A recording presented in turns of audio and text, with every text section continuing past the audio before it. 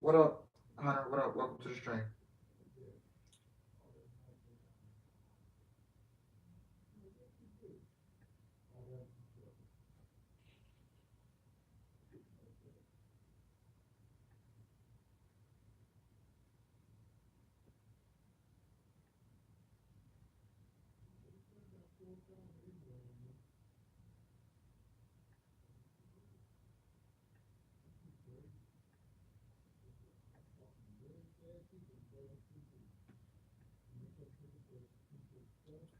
What's up, Alice? What's up, Glenn Stewart? Welcome to the stream, Wrestling God. How is my day? My day was good. How about you?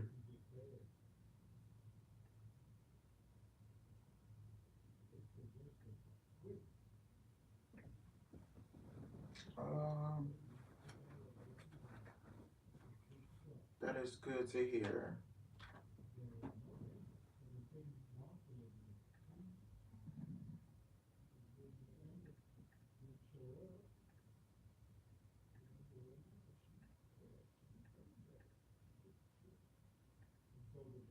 What up, ASF? What up? Welcome to the stream.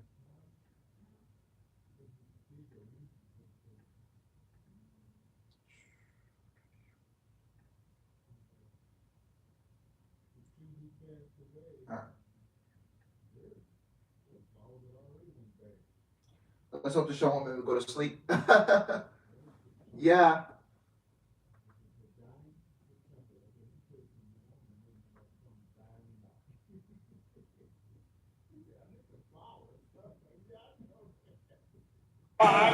Progressive, a triple threat of protection with home, auto, and more. And we are about to find out who will face the undisputed WWE Universal Champion at Clash at the Castle in a good old-fashioned Donnybrook match. This thing is going to be hard-hitting. It feels as if we're in a pub overseas.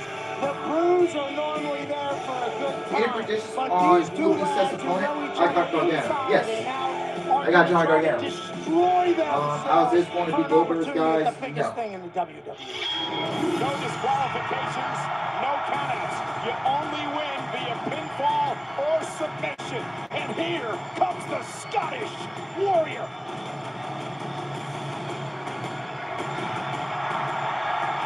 What an ovation!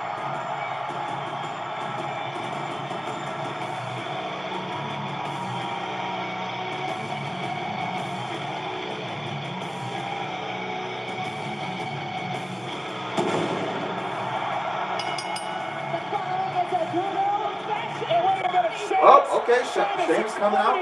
All right. We already starting off. Drew McIntyre before this match even gets underway. And this is what it's about. An opportunity to face the champion at Clash at the Castle. Labor Day weekend in Cardiff, Wales. And McIntyre fighting back, driving Sheamus into the barricade. Sheamus obviously trying to take advantage of Drew. And there he goes into the ring post before we've even started here. This match is going to be as physical as they come. Both men in the ring. Bell rings. Referee Dan Engler starts this off, and Sheamus and McIntyre are in a fight. A good old-fashioned Donnybrook. Gotta assume that Sheamus and the Brawling Brutes have been scheming this type of start to this type of fight for a while now. Well, Sheamus and McIntyre know each other so well. 20 years in the making, this match with so much on the line. With a chop. 2 decades ago, these two men wrestled for the first time in a pub. And that was in Dublin, Ireland, the Spirit nightclub on Abbey Street. Sheamus was actually a bouncer there, Pat. Oh, and the Michinoku driver by McIntyre to go to Clash at the Castle and a kick out. And it was at that night that McIntyre and Sheamus became the best of friends in this relationship that would span 20 years would begin. They earned each other's respect that night because of things like that. These two knew they had an opportunity to climb the ladder of the WWE. Kind of match they having? And now Some type of street fight. Perfectly legal in this matchup. What about how you doing? doing? Stake, Pat. For the first time in 30 years, a stage show for WWE in the United Kingdom in Cardiff, Wales. An opportunity to battle for the championship. Who will main event? Who will put on for their time? Who will put on for their country? And McIntyre now back suplex to Sheamus. And now McIntyre.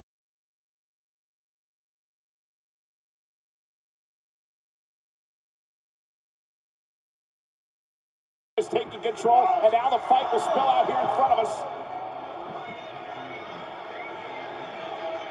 There's a lot of stuff scattered around the ring as Drew McIntyre tries to pick himself up off the commentary table. And now the fight right here, just a few feet away. The punches, and now Sheamus stepped right over the announce table.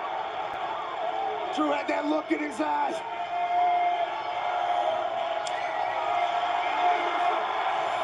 Take another look. How you doing? I am doing good. He's throwing it like a bag of trash. And the WWE fans here in Atlanta. And McIntyre giving them what they want. This is... And Sheamus. Shot right to the kidney. And now once again the Celtic Warrior back in control. Mocking the WWE fans here in Atlanta. And now McIntyre's shoulder first into the steel steps. You notice the pictures on the bar there. Sheamus' great Amos and Lamus. And Sheamus is the great-grandson. Exactly. Well, he's fighting for, obviously, Amos and Lamus. And he's fighting for all of Ireland right now. And Sheamus in control. Both of these men have been former world champions. Hi, how's your man? Good to see you. Good to see you too, man. What's up? What up, Khalil?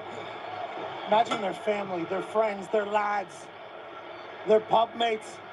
I don't know any other of their local lingo to describe friends talking about their friend main eventing a stadium. And Sheamus is oh, look at that. That's the shillelagh that Drew McIntyre cut in half with the sword Angela last week here on SmackDown. I thought it was a baby shillelagh. Well, this was a shillelagh that had been passed down in Sheamus's family for a number of generations, much like the sword from McIntyre. Now this is perfectly legal, right into the eyeball of McIntyre.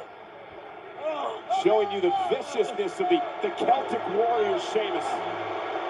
Loving every second of this. On top of the world. One of the things we failed to mention at the top of the match, Pat, completely forgot about it, but Drew McIntyre's sword Angela has been banned from being used in this match tonight. And the 10 beats of the boundary using the shillelagh for Sheamus. And even I think Logan and McIntyre really smart. Sheamus unloading on McIntyre. An Irish Stawny. Yeah, for some reason I see both. of Atlanta. It is celebrities. It's electric here tonight at the State Farm Arena in Atlanta on the eve of SummerSlam. Sheamus and McIntyre doing battle tonight to determine who will face either Roman Reigns or Brock Lesnar, the undisputed champion, on September 3rd in Cardiff at Clash at the Castle. There's just something in the air tonight, Cole. So much on the line. So close to SummerSlam. I'm glad you're out here with me tonight, Pat, despite the fact you have a big match tomorrow night with Happy Corbin. And now, tables set up. Sheamus, we're going to put McIntyre through. McIntyre able to block. McIntyre blocks again. And now a suplex. Oh! McIntyre versus into a suplex. It's an honor to be here and watch this. These two, incredibly tough. incredibly talented, incredibly deserving of the opportunity that they're currently fighting for and willing to do whatever for. Bouncing off the steel post and out into the steps. McIntyre has taken control now of Sheamus. Drew McIntyre in the Donnybrook. And now, right into those barrels. McIntyre in control. Who's going to clash at the castle? The Donnybrook continues. I didn't win the lawsuit, but everybody knows I wrote that song. Flo? Gosh, it's been forever. You look fantastic. All right.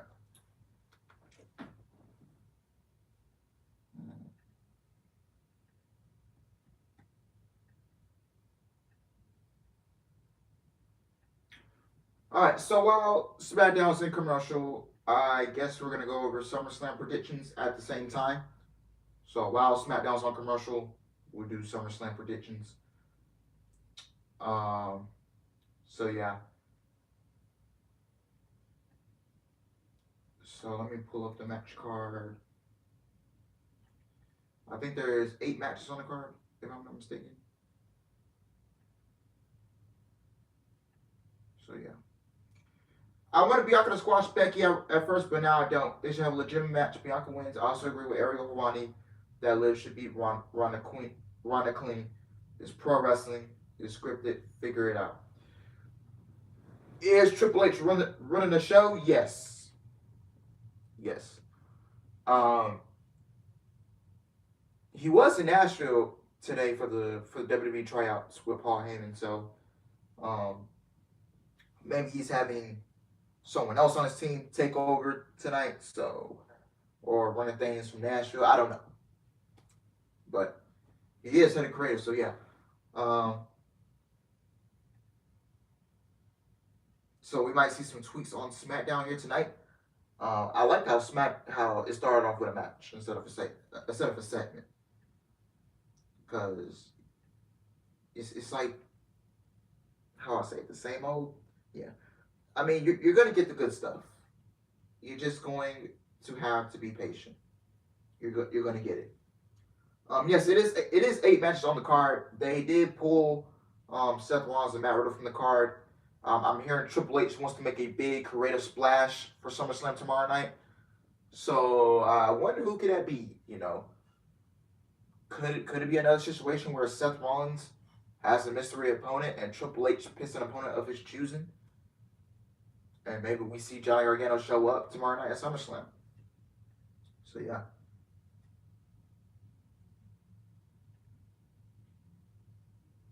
Yes, I did hear that Dwight Howard was at WWE tryouts.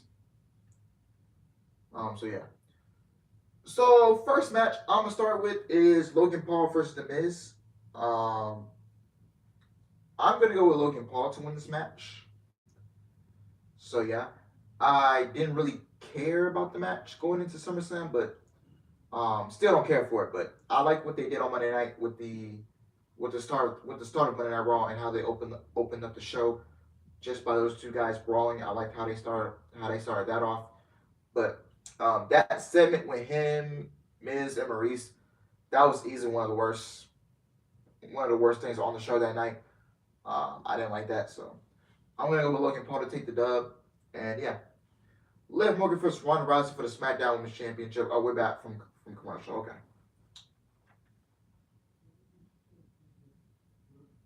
How soon before Tony Khan finally gives Dakota Kai a call only because he heard Triple H is in creative?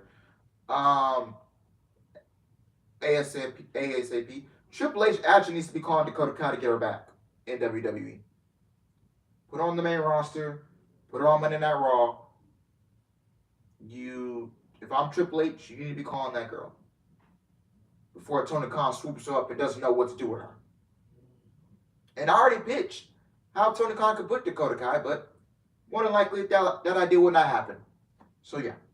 Nobody really knows what they look like till you see it. A shillelagh is a very aggressive weapon. And now with a weapon as well. Here is the steel chair for the Celtic Warrior Sheamus. Completely legal. Wearing McIntyre out with a blow to the spine. You know, we talked about the friendship that these two have had over the years, Pat, and of course, becoming fierce competitors. As we take a look at what happened before the commercial break. Yeah, before the commercial, Drew McIntyre sent Sheamus through 150-pound oak barrel. Whiskey barrel. Irish whiskey barrel, to be exact. Michael Cole was asking if he could put that in the overhead compartment. I feel at home here in this match at ringside tonight. We got some brouhaha right over here. We'd assume it'd be still like Guinness or something. There's chairs, there's bars, there's tables, and there's a massive opportunity at stake. And Sheamus now with McIntyre up on his shoulders, perhaps looking for a bit of white noise. McIntyre with a couple of well-placed elbows to the jaw. Lands back on his feet. Now McIntyre drives Sheamus into the corner. Now there was a chair there, remember. That chair, fell out of the ring moments ago, but McIntyre still using the corner to his advantage. That chair is exactly like what I saw about 5 to 6 Irish lads do at a pub when I was in Ireland. That's fall out of the so stupid. I think Theory T's cash on SummerSlam, but it doesn't have any actual cash. You know, 2009, Pat, back at the TLC I think Premium he'll Live end event up at the failing to time. cash in. Both of these men won championships. McIntyre became the Intercontinental Champion. Sheamus won the World Championship, both on the same night. Oh, and what a throw by McIntyre to Sheamus. Signed to this company on the same day. And another great throw by McIntyre. It's worth knowing all while it's McIntyre happening, now Dakota could be rolling. the Joker. Sheamus into a neck breaker. McIntyre kept up by the 275-pounder. These two road warriors.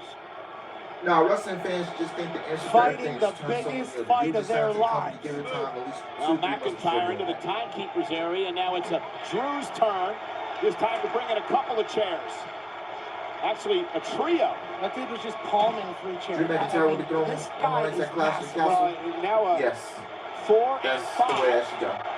Well, why not? Let's go for a half dozen. A half dozen steel chairs in the ring.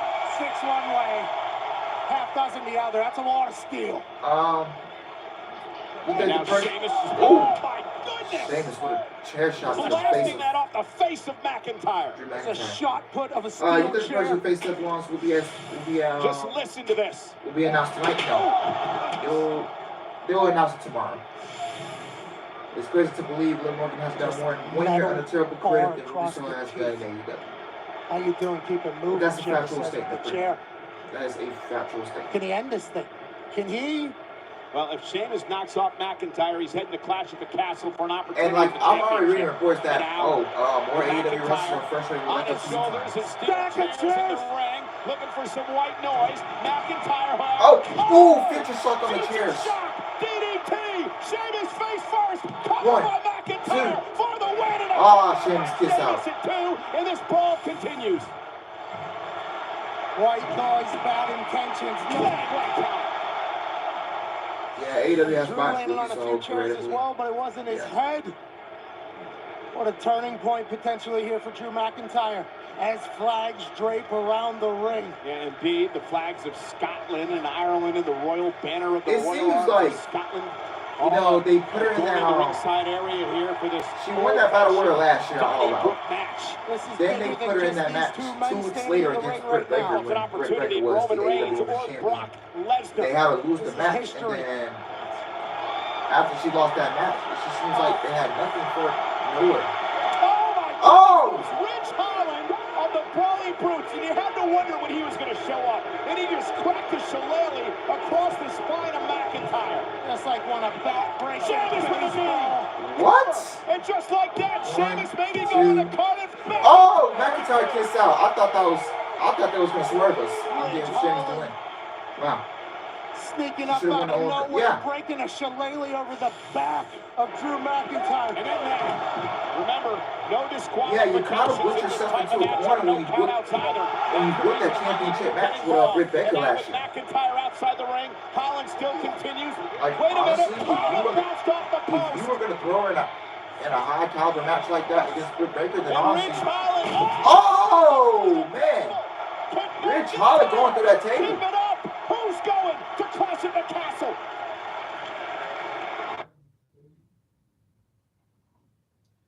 Yeah, but honestly, they put themselves into a corner last year with that match. I thought they should have saved that match for Full Gear. So Tony Khan put themselves into a corner last year with that match because he had no choice but to give Ruby Soho the championship last year. And, you know, he brought her in just to lose to Britt Baker in her first, what? And she's only been with the company for 2 weeks. So, yeah, and then they didn't give her the Owen Cup. And I'm like, well, wow.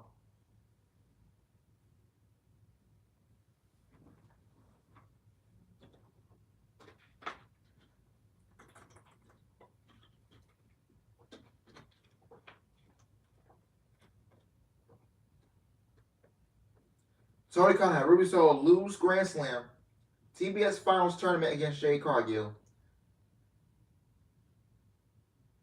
Then lost the Owen Cup to Britt again. Yeah. Now she's in the feud she has no business being in with a kayfabe messed up hand. And then I read the spoiler from Rampage. I'm like, what in the world? It's like, seems like AEW Tony Khan does not know what to do with her. And if I'm Triple H, you need to bring back Dakota Kai. You need to bring back Tegan Knox. You need to get back. Well, the show's pre-taped and, you know, the show's unwatchable, so I'm just going to go ahead and spoil it. Yeah, she did. She did lose to Anna Jay. So, yeah. Tony Khan already feeling the Triple H effect by saying Adam Cole isn't going anywhere until 2027. Bro, if Triple H brings back Dakota Kai, Tegan Knox, Candice LeRae, and Io Shirai ends up resigning with the company, and can you imagine WWE's women's division in the next 6 to 12 months? Dog, if WWE passes AEW for best women's division in pro wrestling, oh, and if Sasha and Naomi comes back, Tony Khan's gonna be fucked. He better fix that women's division because Triple H is going to come full guns blazing. He will. It will be full guns blazing. Triple H will come in. He's coming in full guns blazing.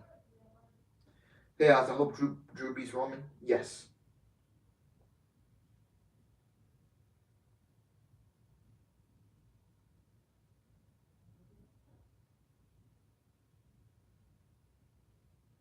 Reminder that Tony Storm was wrestling Josie's on Dark this week. Reminder that Thunder Rosa is stuck in a tag team with Tony Storm.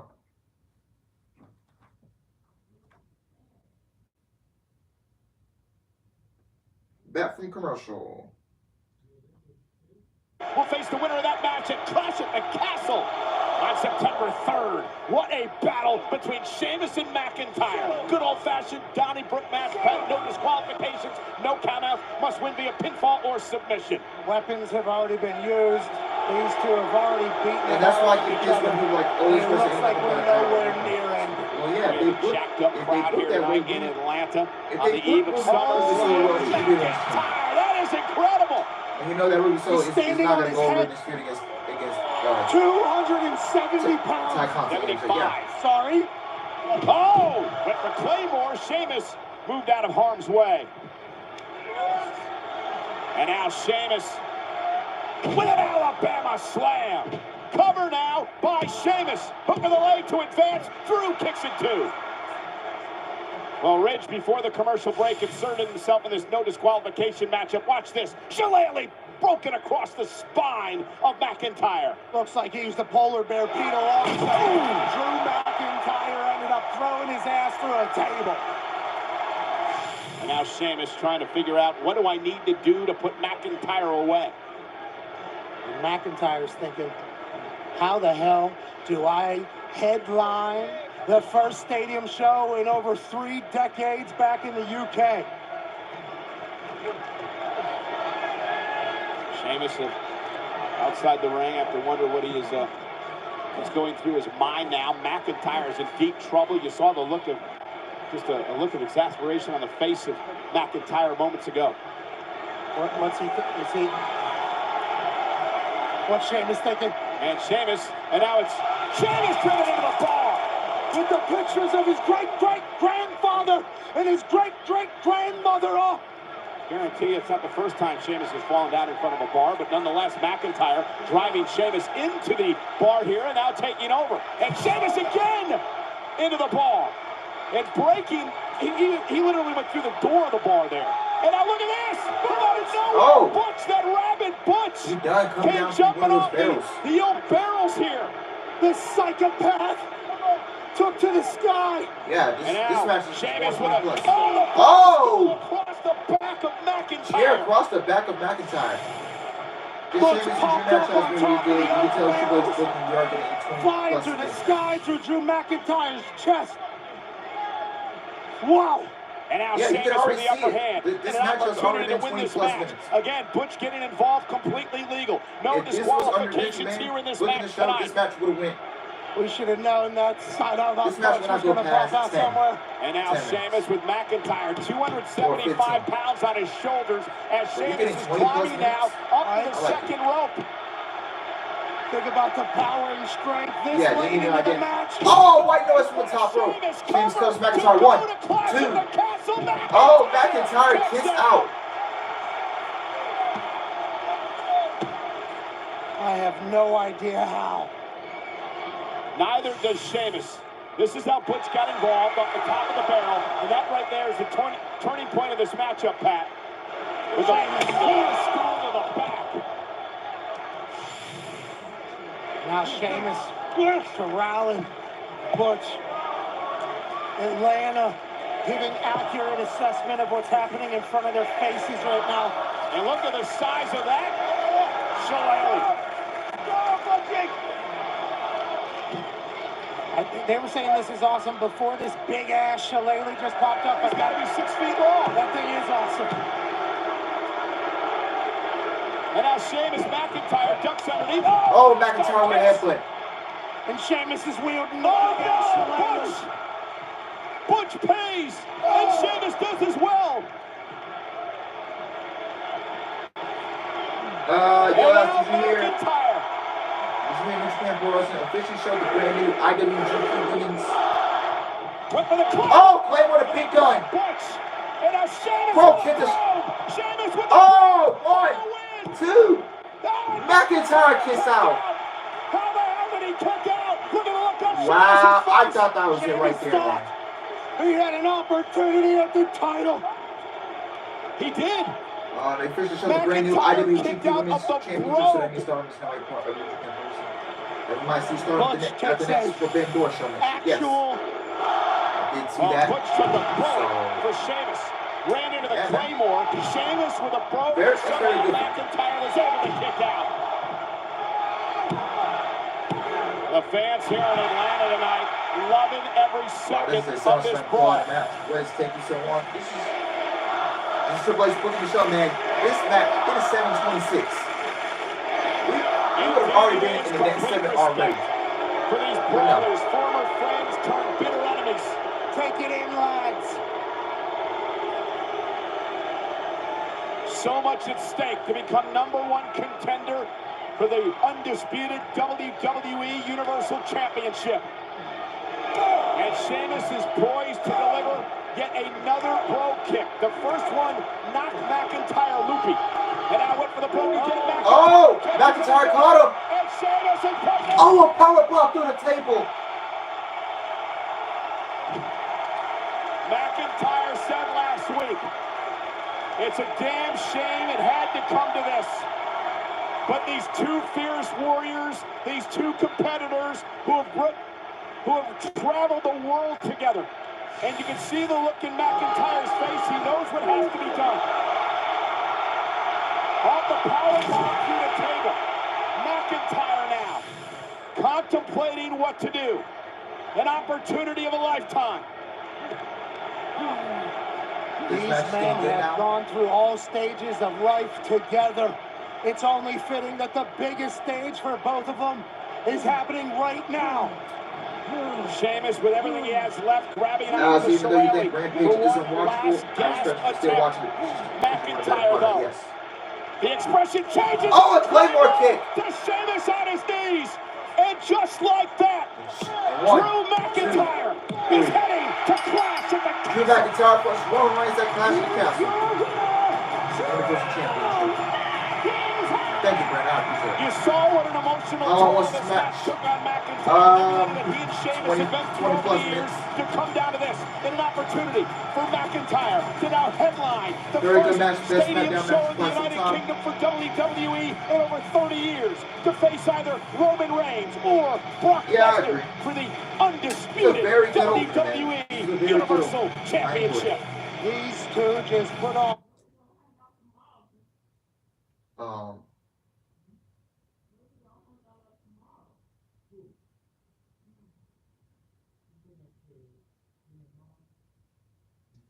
Yeah. Drew was crying. Great match. Yeah, man, this was a good opener, man. This was a good opener. You can tell the difference when Triple H is running things versus Vince McMahon. Because if Vince McMahon was running the show, I guarantee you, we would have already been in the next segment. But oh, we got somebody talking. Caleb Braxton.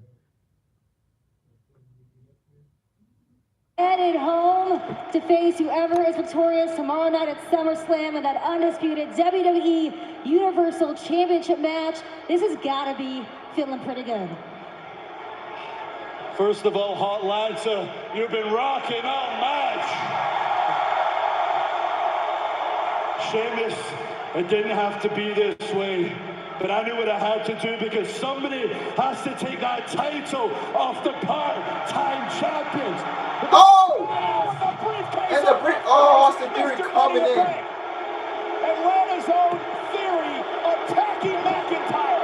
And you have to believe that this assault stems from what happened between these two back on Raw Monday night. What the hell, getting booed in his own town. Stealing this moment from Drew right now. What's this guy's deal? Me? You ain't doing nothing. I'm gonna have a title here, I'm gonna have a title here, and I will be the new, undisputed WWE Universal Champion. I guess we forgot to mention that Drew maybe would face Theory perhaps in Clash at the Castle. If Theory catches Somebody has to take that title off the part-time champions. So that's why he did this, I guess. I mean, just to send a message that Theory can do what he wants when he wants, and the fact that he controls the contract for a title whenever he damn well pleases, and it could be tomorrow night at SummerSlam in the last man standing match because Brock and Roman are going to beat the hell out of each other. But can you Neither way, Roman wins the championship. Maybe they're not going to be any mood to compete against a Theory if he decides to cash in. I mean, I guess that makes sense, but there's no reason for this guy who holds this briefcase that means he can cash it at any time to come out here and steal Drew moment like that. Is just disrespectful. Big night tomorrow night at SummerSlam. Theory versus Lashley for the United States Championship, and then of course Theory looms in the background. Will he cash in after the Brock Roman last man standing match? Also tomorrow night, my partner Pat McAfee back in the ring against Happy Corbin. Let's show you what went down last week here at ringside on Friday Night Smackdown. But yeah.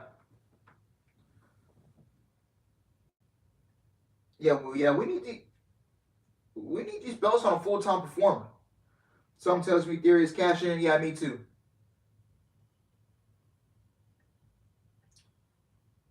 All right. Once this gets to commercial, I think we should get into the...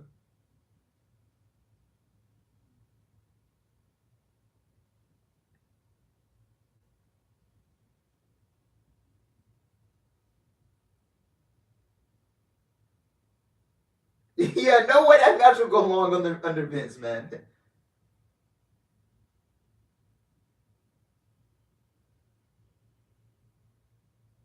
All right, here we go.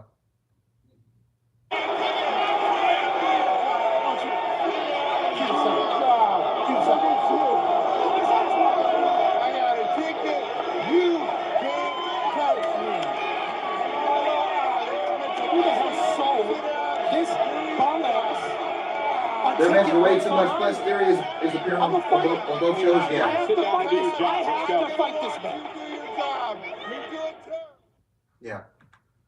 All right, we already did Logan Paul and The Miz, so we're gonna get into Liv Morgan versus Ronda Rousey for the SmackDown Women's Championship. I'm gonna go with Liv Morgan to retain. Liv Morgan needs to retain her SmackDown Women's title and beat Ronda Rousey clean. If she comes out and we get a fuck finish, it won't look good on Liv Morgan as the champion because you're a babyface. Why do you need to cheat your way to win or something like that? No, that will not look good on the champion, and you don't really. It doesn't really come. It never comes off good as a babyface when you're cheating and you get the win over the heel. That is a heel tactic. My strongest belief: only heels should do that. So yeah, Ronda Rousey turning heel, I can see that happening. What's up, Alice? What's up, Maker Flint? If Liv wins back-to-back matches in shaky ways, that's not how you build a credible babyface champion. I will completely agree 100% with Sean Sticker's statement.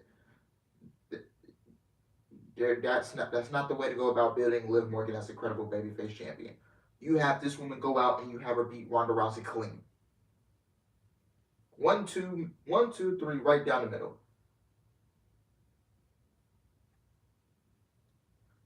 Bobby Lashley versus Austin Theory for the United States Championship. I'm going to go with Bobby Lashley to retain the United States Championship. You cannot make Bobby Lashley a transitional champion. There's no way you can do that. It makes no sense to get the championship back to Austin Theory after Bobby Lashley just won the belt. No, I don't want to see no hot potato with the United States Championship. So no. But Bob Lashley, I'm gonna go to retain. Pat McAfee versus Happy Corbin. I'm gonna go with Pat McAfee. I'm gonna go with Pat McAfee to take the win. I won't be surprised if if Happy Corbin gets the dub, but I'm sticking my guns. I'm sticking with Pat McAfee. Liv beats Ronda clean and tries to shake Ronda's hand. Ronda acts like she's going to turn. She's going to, then turns on Liv. Liv gets the win. Ronda gets her heat. Triple H will let Liv Morgan win because she was an NXT girl.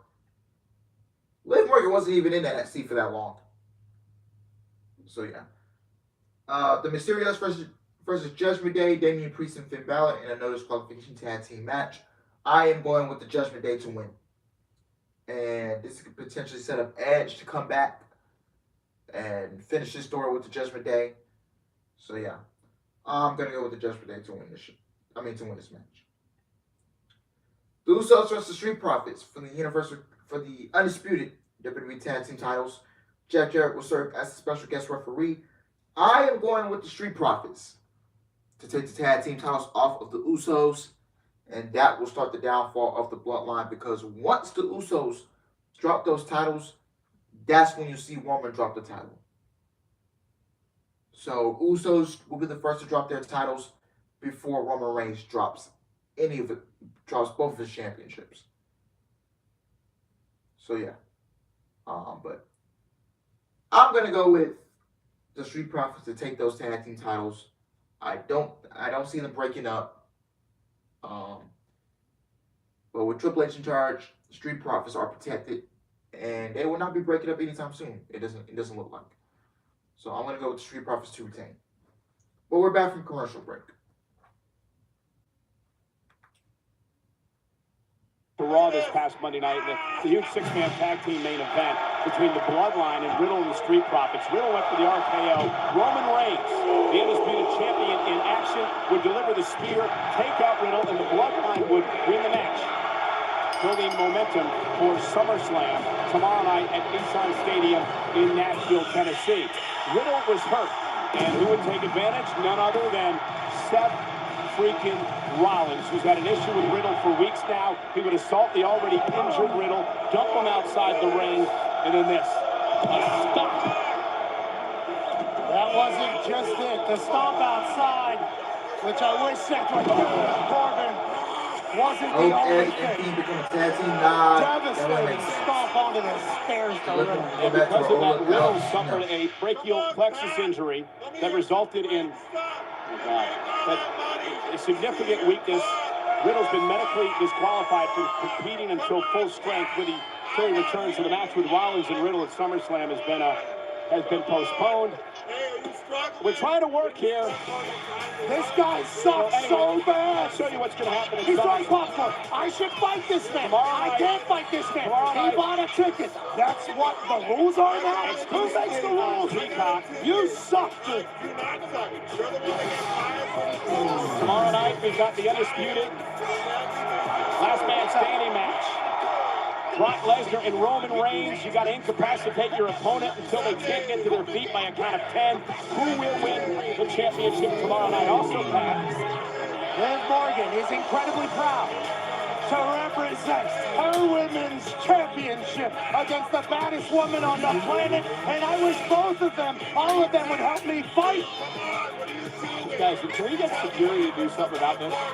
Also tomorrow night at SummerSlam, you've got Bianca Belair, who is defending her Raw Women's Championship against If you don't like something on SummerSlam, Two people in charge and stuff, but like, guys, there's no way this is the proper way to all make this this man happen. leftovers. With this match deserves all the respect. Oh, he's got the Hall of Famer Jeff Jarrett's the referee. This match is going to be awesome. They're going to talk about it 100 years from now in the WWE, and instead, the problem is this human has been talking over the entire thing.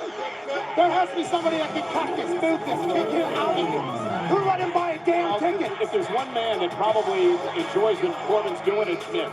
And Miz is in action tomorrow night against Logan Paul. Remember, Champ has been involved in this whole situation as well. Also tomorrow night at SummerSlam, it's a no disqualification tag team match. The Mysterios, father and son, Rey and Dominic, against the Judgment Day tomorrow night. He hasn't stopped talking. Mysterios. Yeah, Corbin can't fight a fan. In a Theory battle for the United States Championship. We saw Theory in action attacking McIntyre. Then finally, you guys. There we go. Doing happy tomorrow night. This is the one that everybody is looking for.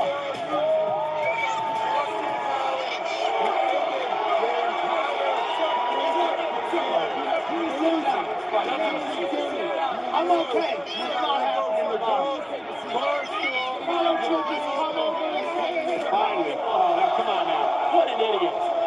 This guy, Pierce, do something about this guy.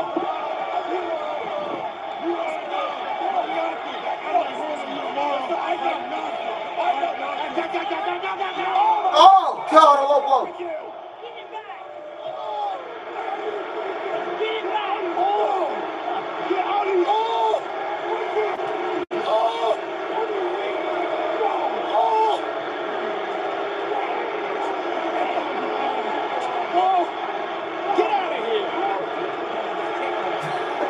Call commentary.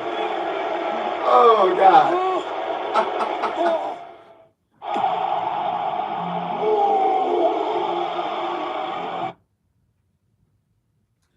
Oh, man.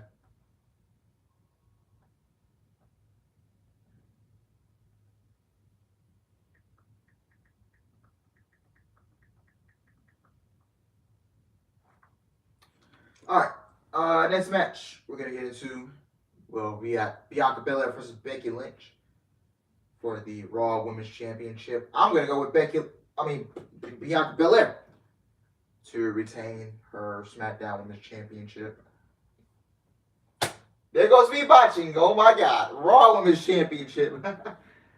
Oh, God, man. The botches we had on these past streams. Raw Women's Championship. I'm going with Bianca Belair to retain. No way Becky Lynch should be winning back her SmackDown Women's. I don't know. Her Raw Women's Championship. Raw Women's Championship. Oh my God. Raw Women's Championship. There's no way that title should be going back to Becky Lynch. If that title goes back to Becky Lynch, then what's the point of WrestleMania? Just to give the title right back to Becky Lynch. No.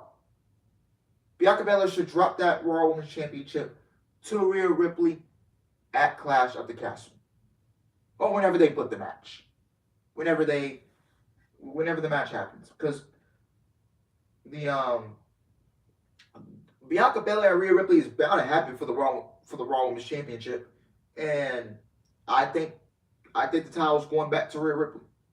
I think Rhea Ripley will win the title from Bianca Belair later down the line, whether it's at Clash of the Castle or at the end of the year, maybe at the Royal Rumble, maybe they save it for WrestleMania, and they want to make that match like something big. Who knows?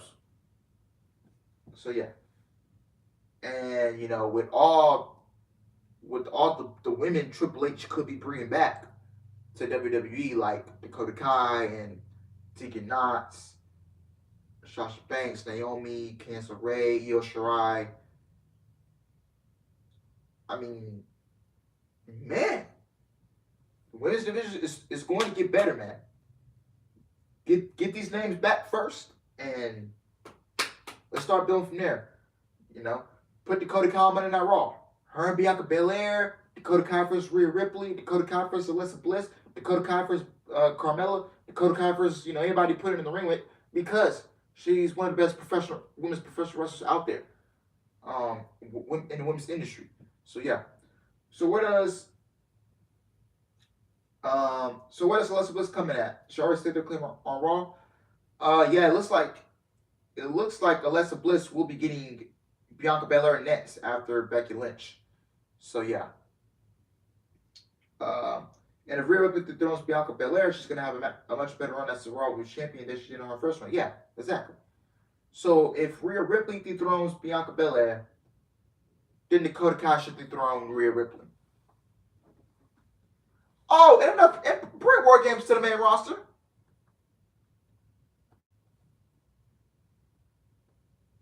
And tired of everybody treating me like a punching bag. I'm not a punching bag. I am going to be a future two-time United States champion, and I'm already the youngest Mr. Money in the Bank in all of WWE history. And you know, I can't help it that guys like Dolph Ziggler, Bobby Lashley, Madcap Moss, just to name a few, are jealous of me. But just because they're jealous of me, that's not going to stop me from cashing in tomorrow night and becoming the brand new, undisputed WWE Universal Champion. And sure, Brock Lesnar this past Friday F5'd me, but that's fine, because he won't stop me. This past Monday on Raw, Roman Reigns and the Bloodline, they attacked me. They won't stop me. Matter of fact, nobody is gonna stop me from becoming champion and walking into Cardiff and making Drew McIntyre my punching bag. Again. Yeah. Theory not mixing any words. Oh yeah, he's from Atlanta, so.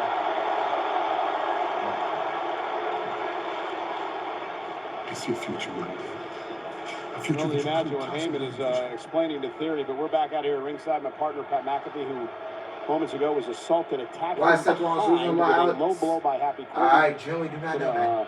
Attempt to tough it out here the rest of the night. You okay? You want to go back to the locker room? Or? Thought I lost some kids. It's obviously incredibly uncomfortable. I feel like I'm going to puke. My mouth is watering. And Baron Corbin has proved once again he's a scumbag. Kicking me in. You get him tomorrow night. 24 hours to your match at SummerSlam. From behind, Cole. I thought it was supposed to be a bounce thing to make sure I save it. From Toronto, Ontario, Canada, I thought it was supposed to be Aaliyah versus Lacey Evans. Lacey Evans tonight, but Lacey's not medically cleared to compete, so she creates her rivalry with Shotzi. Lacey Evans is not medically cleared to Well, we compete, invite so you to bring the action home with official SummerSlam NFTs. Stephanie McMahon, Triple H, and Money in the Bank briefcase winners Theory have handpicked their favorite highlights from SummerSlam. Yeah, man. These limited edition Hopefully her WWE Moonsault gotta be patient. Hopefully her pussy scan the won't pick QR up code to buy right now. Because you know, Triple H loves Sasha Blackheart back in Shotzi and NXT. Aaliyah, things were petty in the beginning. They've now turned very serious. Gossip in the locker room is that I didn't know Aaliyah Shotzi was despises everything that Aaliyah is about. We understand that the rumor is that Shotzi manipulated her way into this match, talking Adam Pearce into this match against Aaliyah. Of course, WWE official Pearce with a lot more on his mind, dealing with tonight and, of course, tomorrow's SummerSlam. Yeah, we can't worry about backstage politics and how Shotzi got here, but this is a massive moment for both of these ladies. Shotzi's a natural babyface. Aaliyah held up an Aaliyah 317 sign. She has the fastest recorded victory in WWE history. Well, and Shotzi's jealous of a lot of things that Aaliyah is made up of. Shotzi told me earlier that Aaliyah is just too bubbly for her liking. Aaliyah, though, with a Fez press and a couple of right hands to Shotzi. Who do you think will be the surprise opponent? Seth Rollins, Johnny again. Loving every moment, every opportunity, but Shotzi. Honestly, the way they've been booking these segments, yes. Absolutely. We've seen that in the past. Everybody wants to fight to the top. Everybody wants more TV time. Everybody wants to make more money. Everybody wants their legacy to be that they were an absolute great in the ring. Well, look at what Liv Morgan has done to become SmackDown Women's Champion. That's the dream of everyone here, looking for that kind of opportunity on Friday Night SmackDown. Shotzi now to Aaliyah. Cover by Shotzi for the win, and Aaliyah able to kick out. Shotzi with perfect timing on that. Well, you know, Shotzi, I think, trying to take advantage of, well, Aaliyah was so emotional and looking forward to the opportunity to take out Lacey Evans, who's embarrassed her over the past couple of weeks, and of course had to change her game plan around to Shotzi. Trying to get Aaliyah to tap out. Look at this from Shotzi. Version of the Boston Crab now as Aaliyah's trying to drag herself to the rope to force a break. Can Aaliyah make it there? Johnny Gargano is not an impact wrestler. Forcing the break. Shotzi, though, draws her that was just a little... Aaliyah might have used all of her energy to get there the first time. Yeah, but able to turn over on her back and now delivering offense with that was a cameo appearance. He's not defense here from Aaliyah.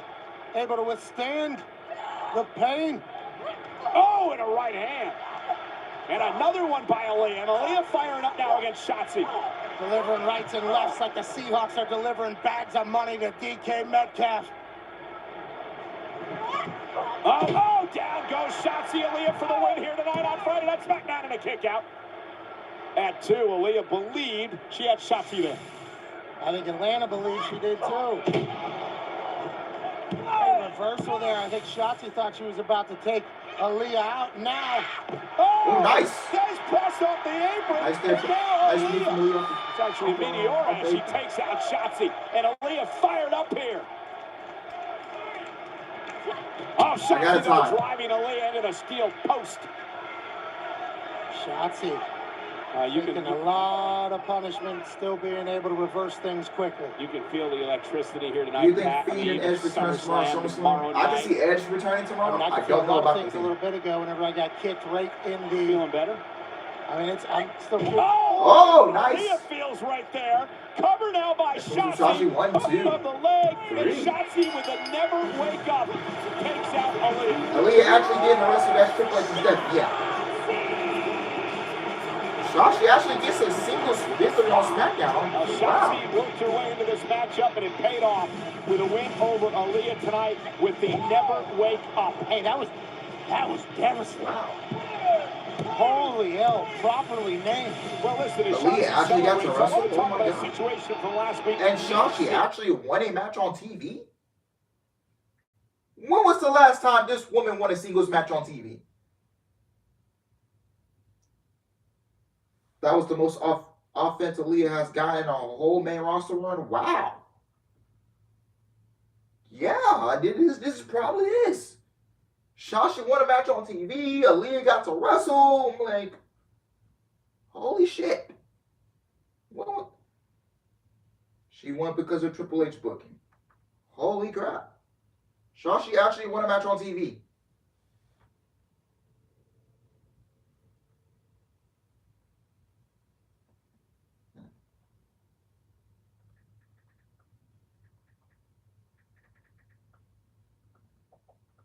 Even though the match didn't go on, and I wish, hopefully they get that, and hopefully they get that fixed. So yeah. Is going to destroy you in record time at SummerSlam. I don't think so. And you should be taking a picture of me with that championship. Because I'm the reason why you have that championship, Liv. I'm the one who destroyed Ronda. Love you, Ronda. Natty. Amazing points. Now, you're probably going to agree with me on this one. Isn't it ironic that Ronda Rousey calls herself the baddest woman on the planet? Yet last week, she came out to hurt me after Raquel already injured me. So Wow. now, no offense, it kind of seems like you're being a little bit of a sore loser. We all lose. You know what, you're going to be a sore loser.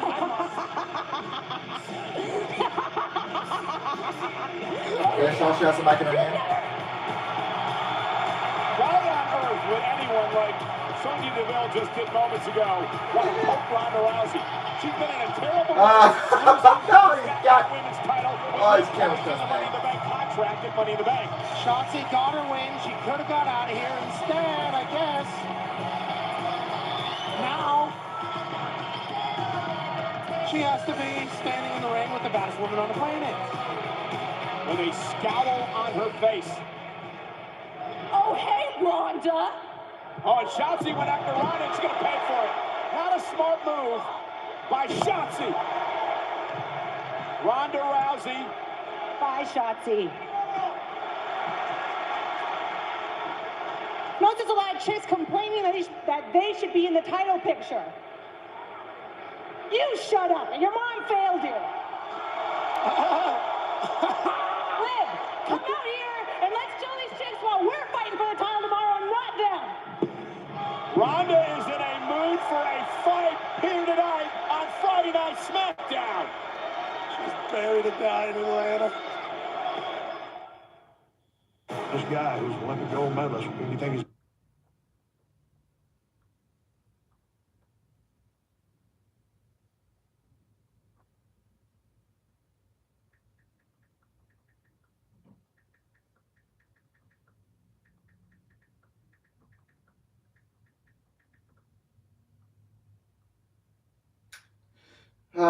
did she just turn heel? Ilya, she's giving me heel vibes, man. Yep. Telling fans to shut up, your mom failed you. Yep, that's heel.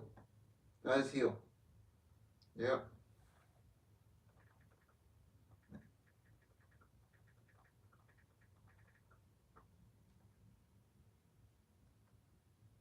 But man, her promos are still freaking terrible, bro.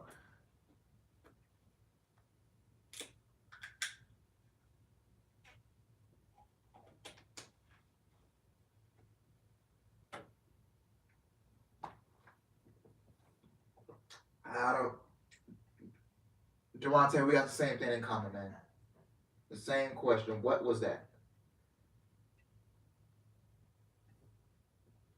Oh, last match to get into. Roman Reigns versus Brock Lesnar for the Universal title. I'm going with Roman Reigns to win. End of story. End this. Please end this rivalry. End it. They've been feuding for what? 5 years? No, 7. So yeah. I really don't want to see her and Liv Raw right now. Bianca and Becky already did that on Raw. I thought she was turning tomorrow. No, she probably might be turning in a minute. Right here on the show.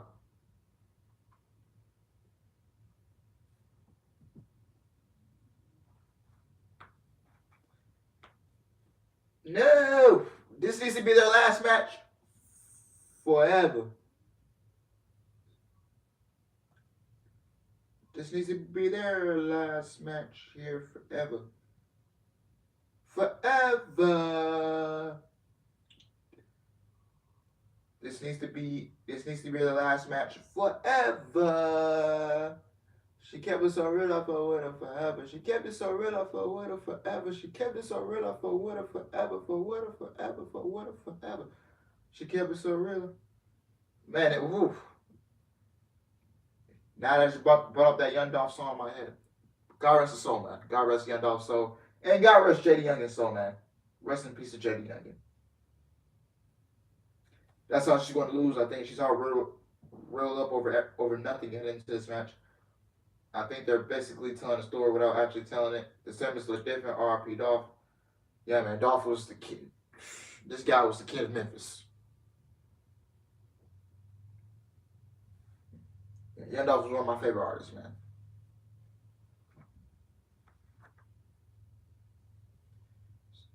So the JD Youngie news was true. Yes, the news was true. They confirmed it. JD Youngie did pass away on. Yeah, yeah, JD Young passed away. So yeah, man, God rest his soul. So yeah. And rest in peace to my favorite artist, man. My number one favorite artist, Little Key, man. Rest in peace to Little Key, man. It's been 2 months since he's gone. Rest in peace to Little Key. So yeah.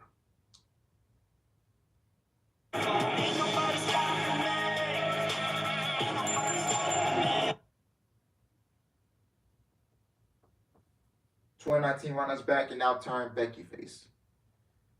We're losing too many rappers right now. Yeah, man. We are losing too many rappers.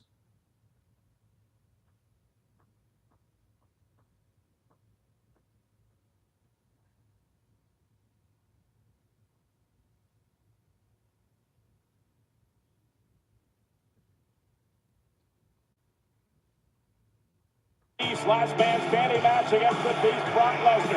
The special special address to the WWE Universe live tonight. Meanwhile, how about the moon Ronda Rousey's in? Came out here, buried a guy in the crowd, and then said, let's show these ladies what happened tomorrow night. But tonight, Smackdown Fox is sponsored by Progressive. Alex out of 10 was Rick the Dream Sheamus match. I would give it very good. It's great to be with. She's our champ. She's worked her ass off to be here, but I would say a 9, 8.5, 9. Motivated, pissed off Ronda Rousey in the ring waits our champion right now.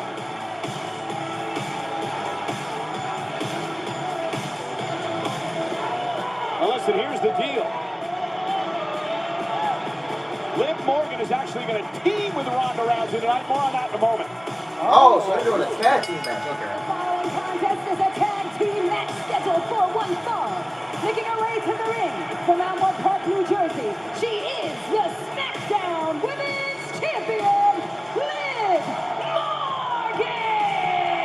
We got Ronda team up tonight against Natalia and Sonya Deville in a match made during the commercial break by WWE official Adam Pearce. Interesting because Liv and Ronda battled for the SmackDown Women's title in 24 hours at SummerSlam. There's a great show of respect after the title exchanged hands, and tonight they're going to have to coexist. And their opponents, first from they got this. Can they coexist? BS. He just won't stop running her mouth, but it keeps getting her in trouble every week. Well, I don't think she's using the trouble right now, but I fear she's walking into it with this woman. And her tag team partner from Calgary, Alberta, Canada, Natalia does have a point. I mean, back in Money in the Bank, she had a match with Ronda Rousey. Ronda tweaked her knee. Natalia attacked the knee throughout the matchup. Yeah, we was better off not getting the match. But Ronda was clearly injured. Liv Morgan took advantage of that injury to cash in her contract to win the SmackDown Women's title. Yeah, and opportunistic is what the person that holds the Money in the Bank briefcase is always going to be. It was very smart by Liv, and I understand why Natalia's taking credit, but Natalia's very good at taking credit. Here we go, Alex. Can they coexist? The situation as well. Remember, Liv Morgan surprised and injured Ronda Rousey at Money in the Bank earlier this month. Tomorrow night at SummerSlam, there's no surprise factor. Liv and Ronda go one-on-one. Ronda is now 100%. Will Liv Morgan be able to retain the championship? She's clearly the underdog tomorrow night, Pat. Yeah, their teammates tonight, I mean, right, there we go, little fist bump, here we go. And it's Ronda and Natalia starting things off in this matchup, this tag team matchup. It's taken down by Ronda. Ronda gets the arm. Normally, that's all she wrote. Natalia finds a way to escape. I talked to Liv a little earlier today about the differences between her and Ronda. And Liv basically says Ronda goes home to a beautiful girl and a husband each and every week. Liv says I go home to just think about wrestling and my championship. I don't have my attention and focus split. And that's what Liv believes is going to be in her favor tomorrow night at SummerSlam. Yeah, Liv's passion for the business since day one is obviously apparent in her growth and how much she's put in and how much better she's got week after week to become our champion. But Ronda. Yeah, again, there's no surprise factor tomorrow night. Ronda's in a mood, as we saw earlier on. Baddest woman on the planet, not just a nickname. She truly is that. Natalia. Natalya takedown by Ronda into the cover. Sweet move by Rousey in a kick out. Ronda is now wrestling circles around Natalya. Tag made. Here comes the SmackDown Women's Champion. Yeah, but Natalya, I mean. And now a double team by champion challenger as Morgan sends Natalya flying. Tag made. Here's DeVille. I would not want to have she's about to turn heel, so right now she's playing the biggest match of my life. But both of these women are doing it together. Yeah, but Liv believes she has to prove herself each and every night, Pat. And now Sonya Deville unloading on Liv Morgan. Deville jealous, as well as are many in the locker room of the fact that Liv's the champion. Like it shouldn't be happening. You do have to prove yourself night after night. This is the WWE. This is SmackDown. This is the top of the mountain. Oh, and Liv with that drop kick, driving Sonya Deville to the corner. That's a great message for everybody. Liv Morgan will never find a more hard worker in the locker room. Sonya Deville also very dangerous. Into the corner. Morgan now with a running knee. Tag made. Rousey's now legal. Oh, look. They're just limited on who's tagged and who's not. Oh! Matrix situation. But again, working very well together. Working very well together, and that's because these two are the top two. They're going into a match tomorrow in peak condition. Ronda was looking for the ankle lock. Sonya Deville able to make her way out of the ring. Tag was made. They just tagged herself in. Yep, she didn't have the rope in her hand, though. They're not used to tag team. Don't tell me. The distraction. I don't like where this is going. Don't tell me the babyface are going to lose. And they're going to have freaking Liv Morgan take the pin. Sonya Deville, cerebral. And she's a champion. Very violent. Like I said, man, this is all Vince and Bruce's leftovers, man. Saw that That's the leftovers. By Liv, arguing with Ronda. She makes a mistake like that tomorrow night, Pat. It's lights out. Ronda's going to tap her, win the championship back. Nobody told me that was raised. Wise words were once said by a goat that said the ceiling is the roof, but in all reality, Liv is nowhere near her ceiling. And that's why I think it's all so great that she's already our champion. What chance do you give Liv heading into tomorrow night against a very healthy Ronda Rousey? We can never doubt Liv Morgan. So I don't deal in chances. I don't deal in absolutes. I know Liv is going to show up tomorrow if Natalya doesn't take her out. Natalya with a suplex outside the ring. The champ's in trouble. Natalya and Deville have taken over. Can Liv get back into this thing? We'll be back. Flo, you're here. This pipe just burst on me. Well, you bundled home and auto with Progressive, so you have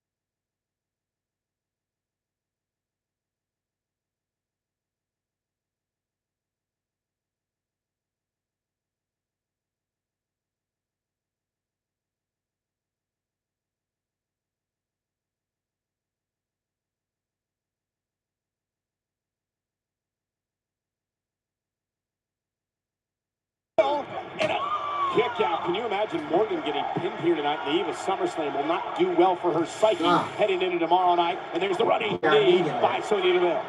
Just checking in. Certainly COVID is kicking my ass. I'm sorry to hear that. Atlanta cheering for Ronda. Double team by Deville and Natalya. Ronda trying to reach for a tag, can't quite get there. Now look at Natalya mocking Ronda and Morgan and Atlanta. Still out here, man. Still out here. Natalya was telling us to shut up during the break. We didn't that best that matches? Yes. To do, but they have been in control of the champ. Morgan trying to create some space, but again, Natalya driving the champion to the mat. Liv Morgan incredibly tough. Oh, no doubt about it. Everything she's gone through over the years to get to this point in her career will not let any type of adversity keep her down. And Natalya was going for the sharpshooter. Liv able to get out of it, roll through, looking to get to Ronda. Fingertips away, can't quite get there. Natalya intercepts. And now Morgan with a code breaker. And now Liv. Wait a minute, Liv goes to the cover. She could have made the tag, but Natalya kicks it too. And Liv Morgan, perhaps, Pat, telling Ronda, I can do this. I can get the win. I don't need your help. I can do it on my own like I will tomorrow night. Think about the champ going to bed tonight before the biggest fight of her life in Nissan Stadium with a dub over Natalya. Yeah, but was that wise? Liv Morgan can ill afford a loss here tonight. Morgan into the corner. Deville is there. Morgan trying to fight out. And Natalya blasting Morgan again. Probably would have been smacking him off. I mean, I admire the courage and bravado of Morgan, but she probably should have made the tag to Rousey. Delivering a couple of Mandy's donuts right on the jaw of Liv Morgan. And out Deville, you saw her taunting Ronda again. And again, I have to go back to the tag that could have and probably should have been made, Pat. And Ronda Rousey would be in the ring right now. The champ wanted to get the dub. Hey, you're an athlete, right? There's times where you cannot let your pride get in the way of what you're trying to accomplish and trying to survive as well. Absolutely. When you're young, you might not always realize that, especially whenever you're the champ. Oh, and Liv trying to fight back. Morgan with a couple of right hands. Deville now was in trouble. Oh, that kick may take the champ out. No, Morgan somehow with a step-up enziguri. And now a moment again for Liv Morgan. Can she capitalize? After somehow answering a boot to the face. What a flurry that time. Morgan now trying to drag herself to the corner. Deville as well. Will Morgan make the tag to Rousey this time around? Liv Morgan might not have wanted to look weak. Says, champ, I don't need you. But Liv again does not make the tag, and this time nobody home. Natalya trying to take advantage to Morgan. And Liv able to roll up. 1, 2, oh. And a kick out by Natalya. Oh, and a big discus clothesline. Cover by Natalya to pin the champion and a kick at it again. Listen, I admire the heart, I admire the guts, I admire the bravado of Morgan. But make a damn tag and preserve yourself for tomorrow night in the championship match. Liv, you're the only member of your team getting your ass kicked. Oh, and Natalya off the drop toe hold into the corner. Morgan now once again going to head to the corner and Ronda Rousey. Personal reasons, business reasons, make the tag. And Ronda tags herself in. And Ronda Rousey now, the legal woman in this matchup. Oh my goodness. I don't know what was that, but okay. All the stops tonight, she's fired up. Sonya Deville gonna suffer Piper's Pit. And now Ronda Rousey looking for the patented armbar. Ronda's asking to kick Atlanta if you want to know. Natalya from behind. Liv Morgan back in the ring. Clearing it. Oblivion. Rousey and Deville legal. Ankle lock by Rousey. Locked in. Deville pass. Ronda Rousey gets the win. Here are your winners by submission, the team of Rowdy Ronda Rousey and the Smackdown Women's Champion, Liv Morgan. Pat, there is so much to break down of the All right, Liv Morgan, Ronda Rousey gets the win. It is Can They Coexist tag team match. Like I said, Liv Morgan should retain that SmackDown Women's Championship tomorrow night, and Liv Morgan should beat Ronda Rousey clean. It's a must. A must. She must be Ronda Rousey clean. And this was a pretty solid match for the time they had. Good match. After, but what game are they playing? Why Liv want to take so much punishment? Yeah, I just don't get it, man. Don't get it. Yeah. Solid match. Solid match.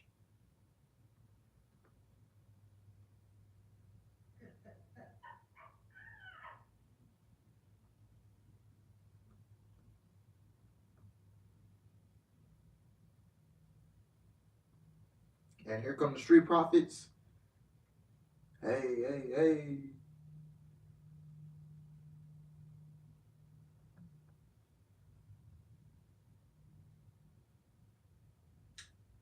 What happened, Alex? Solid women's tag team match just happened. Solid match. Glad Montez Ford is okay. Undisputed WWE Tag Team Championship referee instructions by Jeff Jarrett. She shouldn't feel like she has to prove herself, but you know what? She spent the most time in the match. She belongs in the main event scene. Yeah, I actually liked how they kept her in there for a long time. Yeah. But I'll be right back. Gotta go get my hair. Because we're about to get ready for another move bang. So yeah. This should be...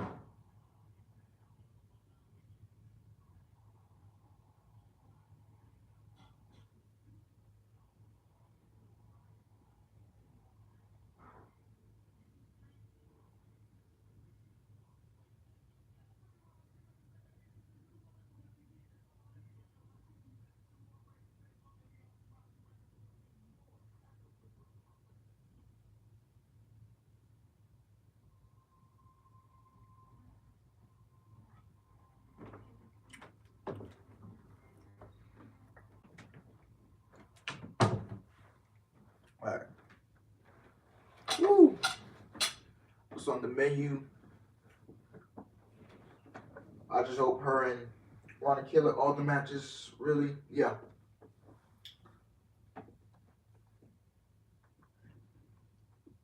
I hope Bayley can.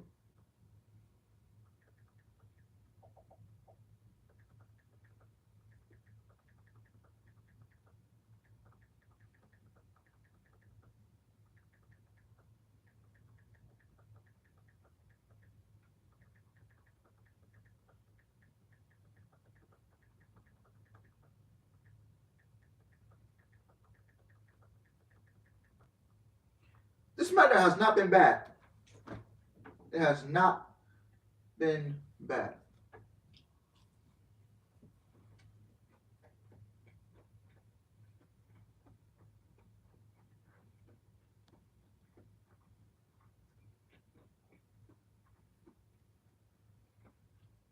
What are Liv Morgan turns here?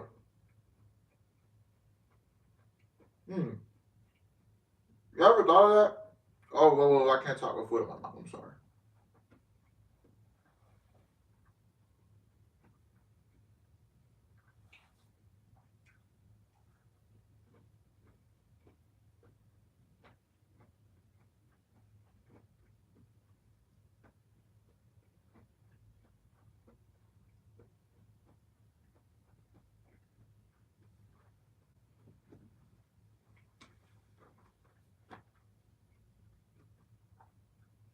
like maybe, you know, a lot of the talent doubts her storyline wise.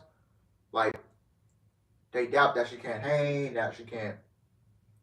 She's not good enough or something like that, and then she gets fed up. Yeah, I don't think they should turn her heel.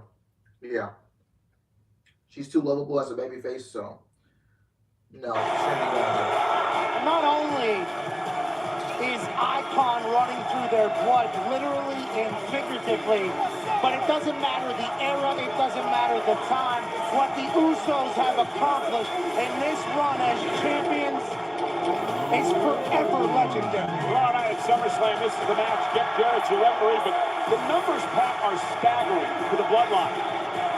375 days. That's over a year. The Usos have been tag champs. How about Roman Reigns? 679 days as undisputed champion. Yeah, the Usos and Roman Reigns have held titles for over 1,000 days. It's incredible. They write movies about what the Bloodline has been up to the last few years. And now, Double J. Whoa, whoa, whoa, whoa, whoa, whoa. Double J has got something to say. Here we go. Street Profits, I got some words for you. Let's get it. And Usos, champs, I definitely have some words for you. Oh. Double J. Now, I thought it would be a good idea for the four of us to get together out here and get some things straight before SummerSlam. Feels like Double J's trying to eat some chops. I want each and every one of you guys to understand just how serious I take my job of special guest referee. Hold up, ATL.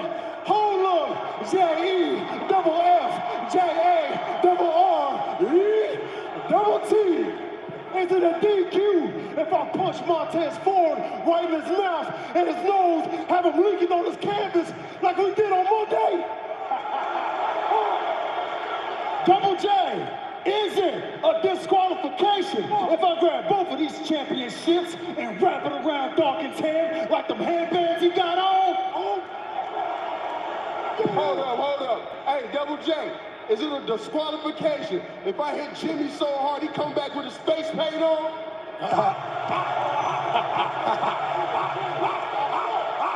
And Jeff Jarrett, is it a disqualification if we do all of that and more? And they look on the mat at SummerSlam and they see that the Street Profits, they didn't have to but drop bodies. And they announced us as the new WWE Undisputed Tag Team Champions. Because the Street Profits are off cuts and they won't change because that's the change. And we want the spot. Wow. The four of you certainly have some creative imagination, now don't we?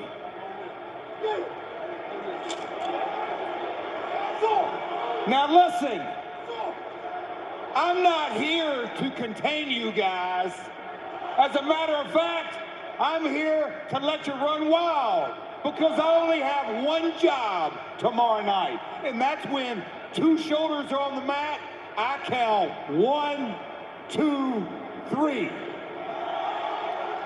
But that's tomorrow night.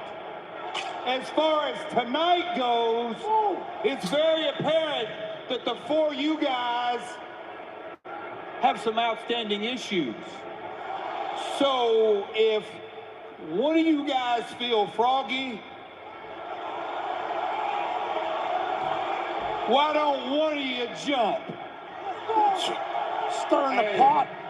Double J, ain't gonna be no jumping, but I do got one more question. Is it a disqualification if I... Oh, here we go. The Prophets and the Usos going after one another. Jeff Jarrett said, get it out of your system tonight, and here we go. Jarrett was sitting up on the top rope. He wanted this thing. He wanted to stir the pot. And now the Usos and Prophets. Bro, get off the ring, bro. What are you doing? For the titles. Jeff trying to stay out of the fray as the Usos. Oh, my goodness. That's not good. I just see Jeff Jarrett standing on his head from eating a boot. That's not good if you're the champ for the Usos. You just knocked out your special guest referee. Oh.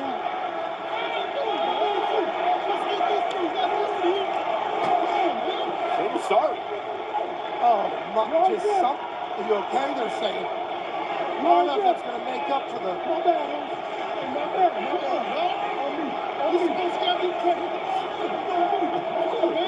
Oh, and Jeff's not happy. Jeff wearing a sleeveless officiating shirt, obviously. Oh, and now Dawkins driving the Usos out of the ring. And Montez Ford gonna fly.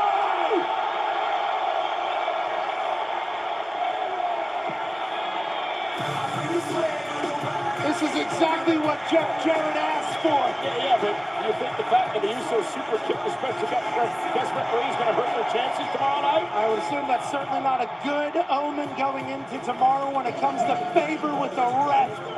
It wasn't just a super kick. It was a super duper kick.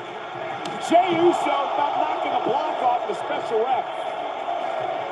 J-E-double-F was on his head from that. And then from the heavens, Montez Ford, as the Street Profits get ready for tomorrow night in the Undisputed Tag Team Championship. Jey Uso has apologized 100 times. I'm not coming up next at Friday Night Smackdown. Viking. Really enjoyable segment, man. Really enjoyable segment. I can tell a huge difference with Triple H running things. Yeah.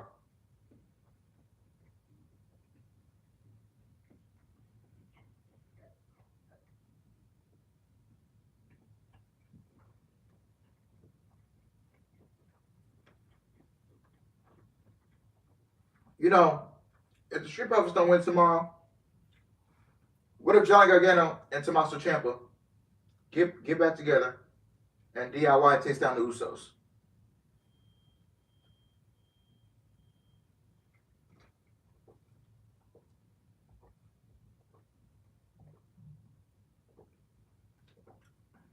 Because I would absolutely love that second scenario I pitched.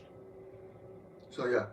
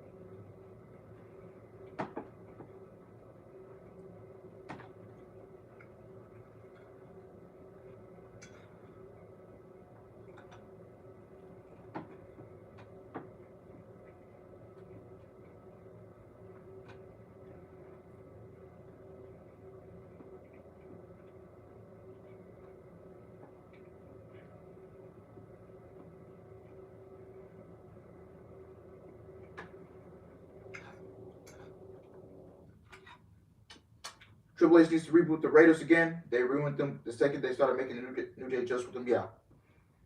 Their booking will pick up under Triple H. Raiders should be destroying people. Yeah. They need to go back to that NXT persona.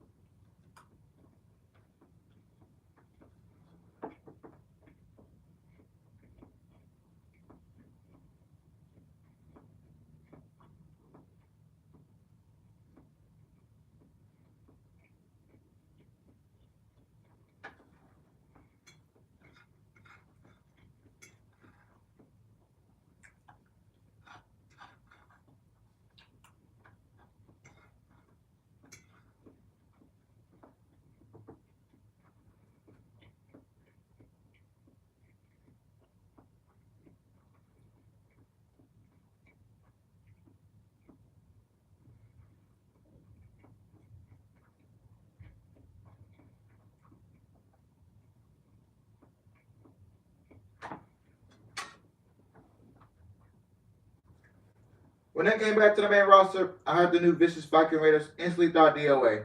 Dead on arrival. Dead on arrival.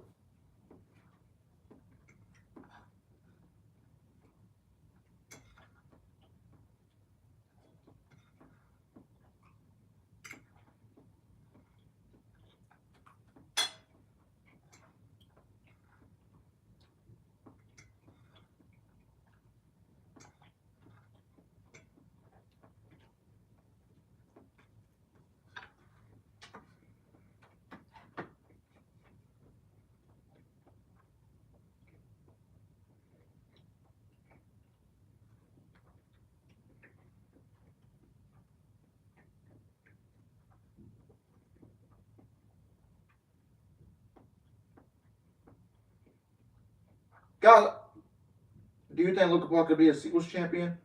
I see him as a mid-card champion, but world champion, I don't know.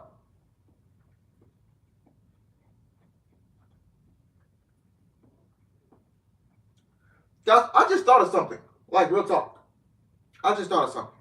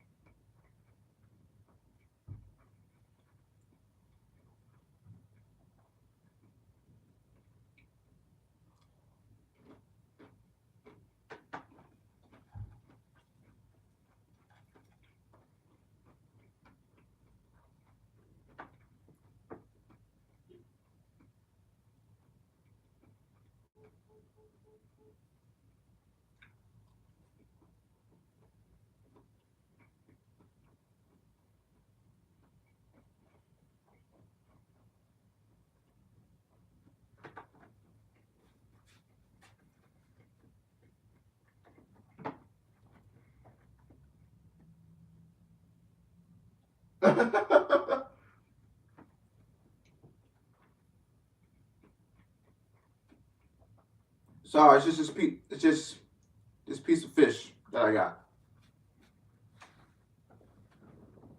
For maximum male models. What the Welcome to the debut of the 2022 SummerSlam Beachwear Collection. We've been waiting for this for a long time, Cole. This is Marseille. Marseille is sporting the trendy SummerSlam themed bathing shorts.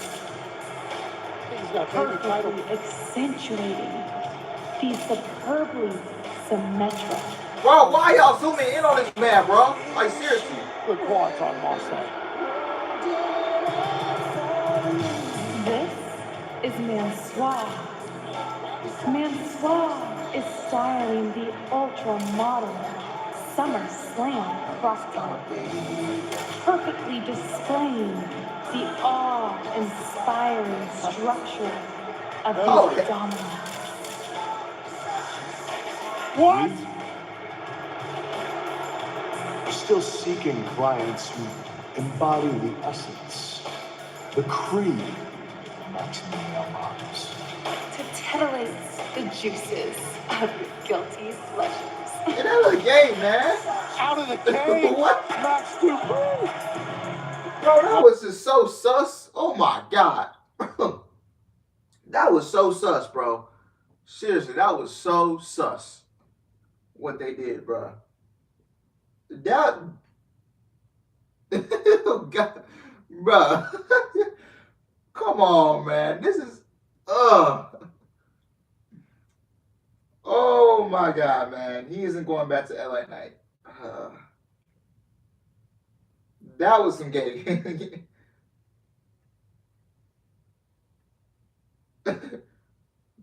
Oh my God, dude. What did I just watch? Oh.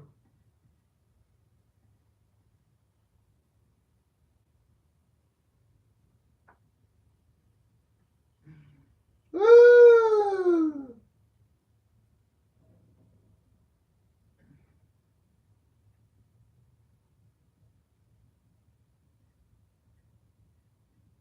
Why is this entertaining in a...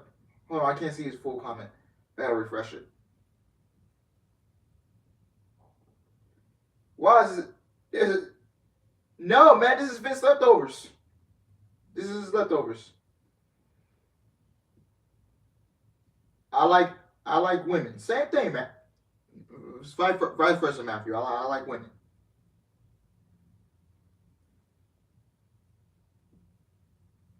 But yeah, my thought was, before I had this fish in my mouth. Yeah. I'm straight. Why am I looking at Mace being gay? I'm straight, man. I'm straight. But yeah, my thought was, what if Tony Khan just starts picking up these free agents because of Triple H, because of the Triple H effect, like he showed interest in him, like Tony Khan showed interest in him, but a deal was never made. And then when Triple H announced the news, I got a gut feeling he's gonna try and scoop him up real quick before Triple H tries and get him back. Why do I have that gut feeling that's gonna happen? How's the show been so far, Alex? Any feeling changes? It's been a solid show, a solid go home show. The opener started off with a match, Drew McIntyre and Sheamus. That match went like 20 plus minutes. It was very good. Aaliyah got to wrestle. Shotzi won a match on TV.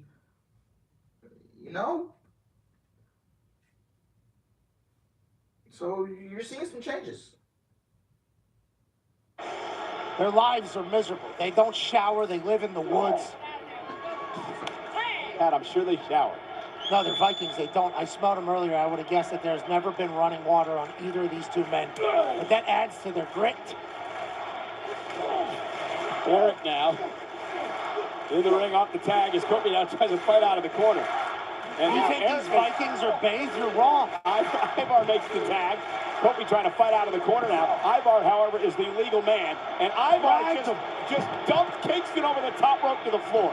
These Vikings are willing to... Oh, just pancaking Kingston. Viking Raiders in control.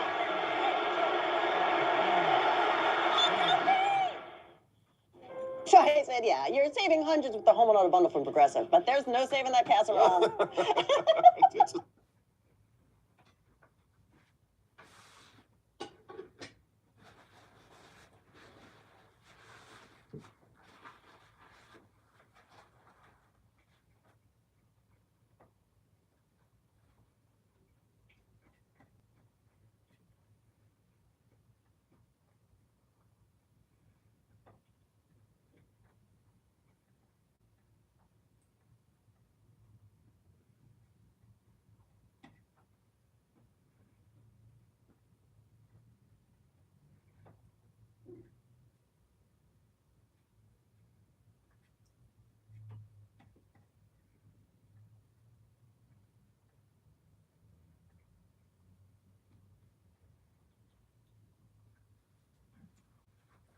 Yeah, if I was Triple H, man, I would end that group immediately.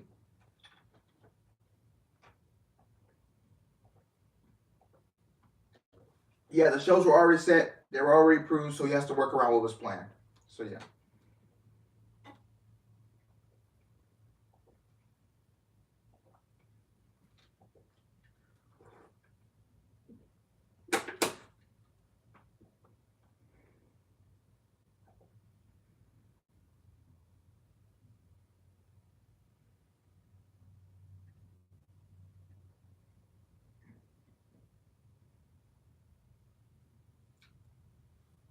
This episode is hit and miss.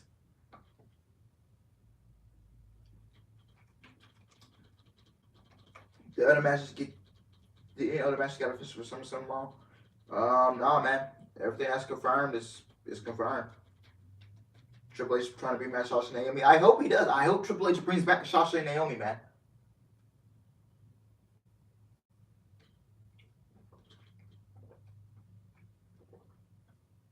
I hope he does.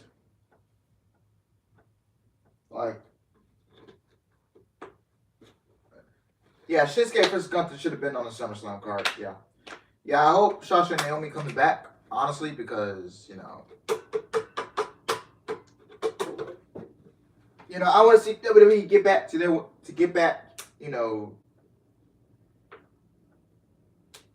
to the way the women's division used to be. Because when Triple H was running NXT, man, NXT had the best women's division in the industry. Now Impact has taken over that spot. But if Triple H can manage, like I said, manage to bring back Sasha and Naomi, and then you get Dakota Kai, because Dakota Kai and Tony Khan already talked, but a deal hasn't been made, and I find that kind of awkward because, like, if you talk, wouldn't you make a deal already? And you get what I'm saying? Wouldn't you make a deal already? So Triple H needs to try and get Dakota Kai to come back to WWE, put on the main roster, and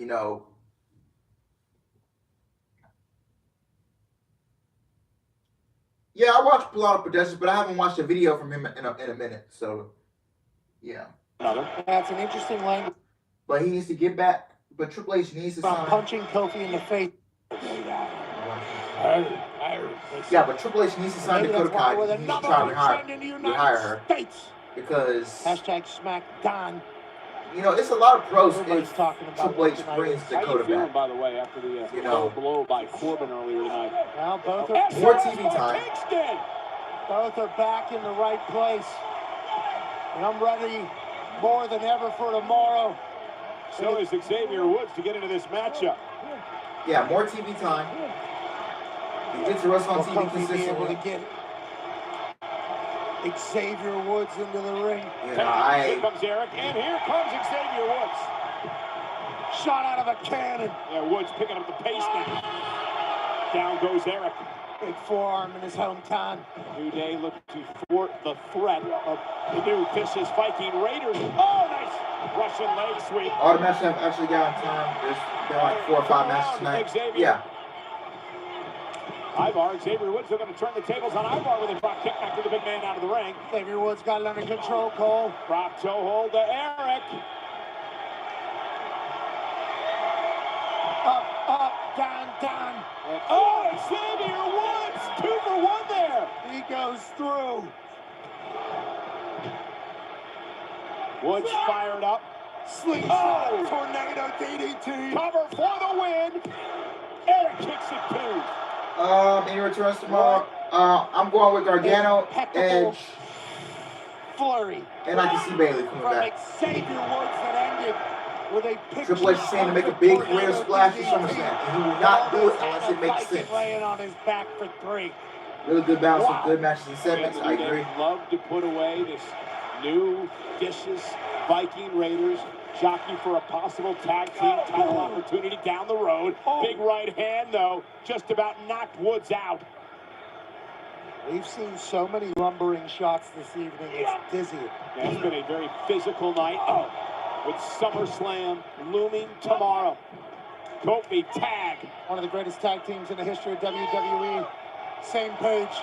Face first. Yeah, I think if Shaw comes back, I think she comes back the following SmackDown. It could be over. And Ivar breaking things up. That big-ass Viking got in there so quickly. The ability of the Ninja Viking. What a ridiculous heel kick. How big that Viking is. Now standing switch by Kingston. Kofi with his shoulders down on Eric for the win here. Eric able to kick it too. Yeah, I don't see the thing. And now it's Eric.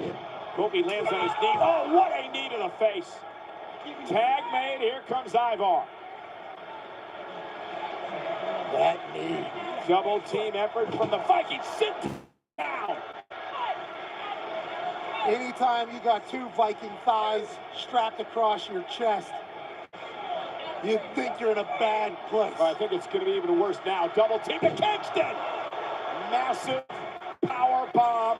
Cover. And the Viking Raiders with a definitive victory. Here are your winners, the new vicious Viking Raiders! A force to be reckoned with in the tag team division. That's a message to everyone. Yeah, it was a solid match. I just made eye contact with the Viking, and I almost pooped my pants. Eric and Ivar have picked up chairs and their shields. And one can only imagine where awaits Kofi Kingston, who is just out in the middle of the ring. What are they doing? Anything they want, Pat, who's going to stop them? I guess a Viking. Have we all gotten clean finishes tonight and no ropes? Yes. And Xavier Woods now. Every match tonight we have gotten a clean back finish. into the ring, coming to the aid of his partner. Viking Raiders have already won this match. And Woods, oh my goodness! Yeah, no roll-ups. Viking shield. Dumping Kingston outside the ring, and now the Viking Raiders, as brutal as they come, they love to plunder and pillage. And remember, Xavier Woods with a history of Achilles problems, Pat. In his 6 months of his career, the torn Achilles tendon, and the Viking Raiders now attacking the already injured leg.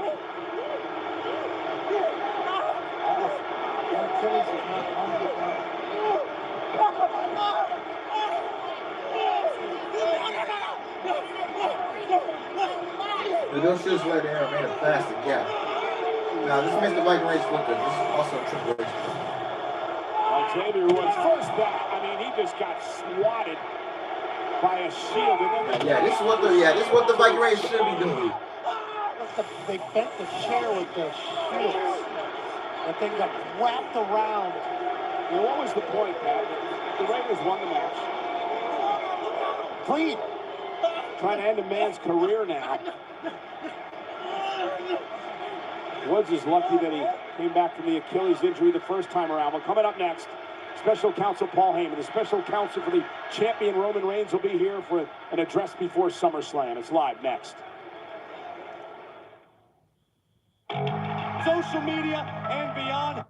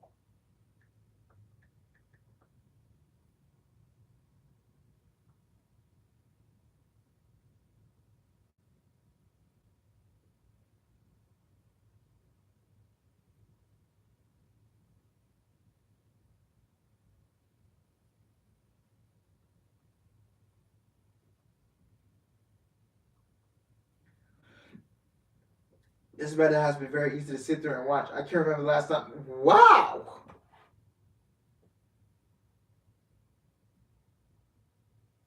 This Smackdown has been very easy to sit through and watch. I can't remember the last time I could say that. Wow, I'm going to pin this comment. I'm going to pin it. I can't remember the last time I sat through a Smackdown this easy. Is this setting up for Big E to return? No, I don't think Big E's even. Yeah, this could set him up to come back. Honestly, I'm not gonna lie to you. I think WWE is the future of pro wrestling. It's just the truth. They even got Dwight Howard trying to sign now. Yeah, I seen that. I was excited for Impact Wrestling Emergency. I know I am. Yeah, man. 2 weeks. We will be live for that show in 2 weeks from today, Friday, August 12th. From Chicago, live. So yeah, I gotta watch your episode from last night. I don't really watch your episodes live.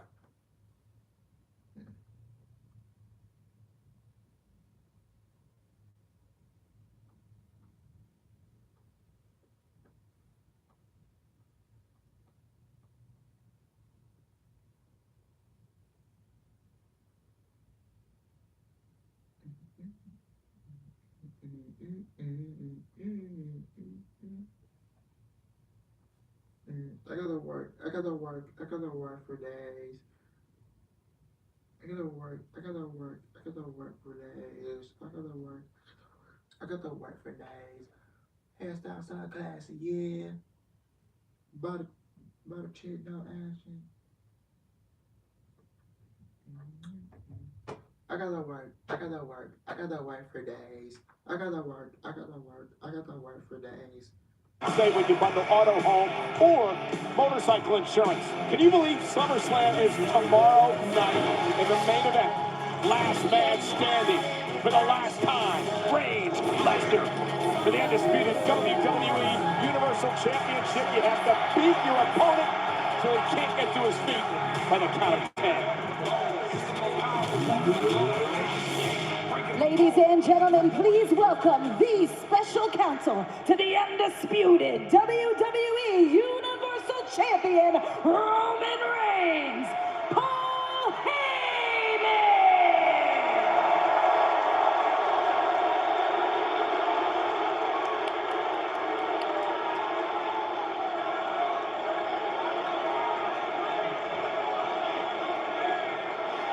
Ladies and gentlemen,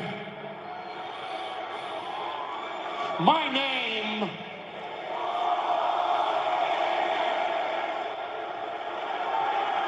Atlanta knows.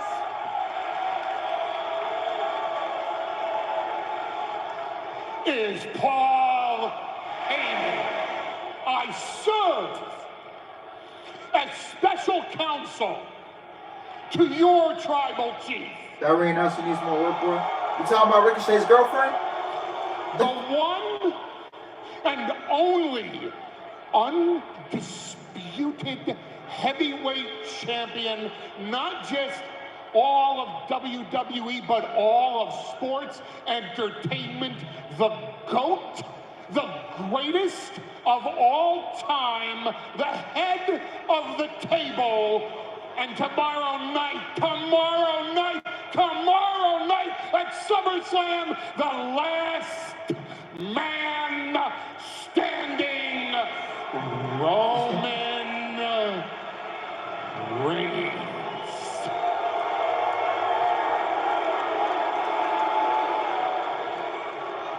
"700 days in the modern era as the heavyweight champion, an unheard of accomplishment, not for a few years, not for a decade, but for 35 years. No one has gotten to 700 days as the heavyweight champion. And guess who's going to be the spoiler tomorrow night?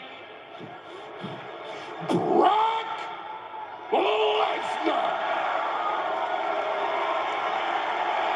Over my damn dead body. Whew. Tomorrow night, Roman Reigns will not pin Brock Lesnar. Roman Reigns will not just smash Brock Lesnar. Tomorrow night, Roman Reigns is going to put Brock Lesnar down for 10 seconds, stand over a defeated, humiliated, his girlfriend, Samantha Irvin.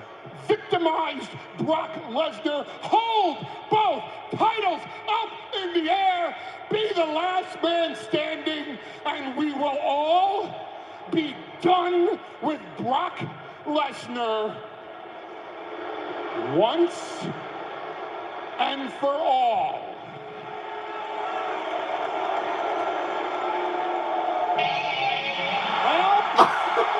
Well, that's tomorrow night. But this is Friday night. This is Smackdown. And the Beast is here. Oh, man.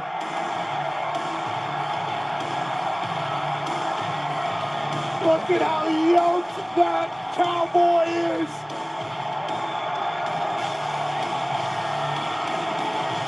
Brock is here. What were you saying, Paul Heyman? A long and storied history between Lesnar and Heyman.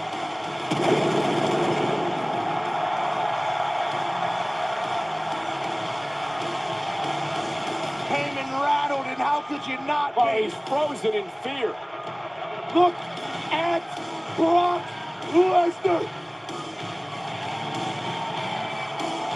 Same size, more shredded, more focused. Look at this guy. That sick-ass smile on his face. I've said it once, and I'll say it again. If they travel from another planet here and say, let's fight for who keeps planet Earth, we're sending that cut-off flannel-wearing alpha male of our species, badass cowboy, right to their ship, and he's beating the hell out of all of them. Look at him.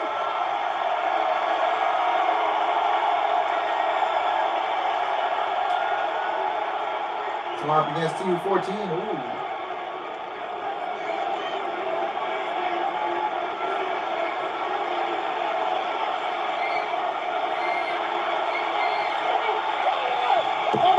Oh, Austin Theory! From behind with the money to make Oh. That didn't work out too well. I mean, what an absolute moron. The Theory has run into Brock Lesnar on a number of occasions, and now Brock Lesnar is just petting that briefcase around Mr. Money in the Bank.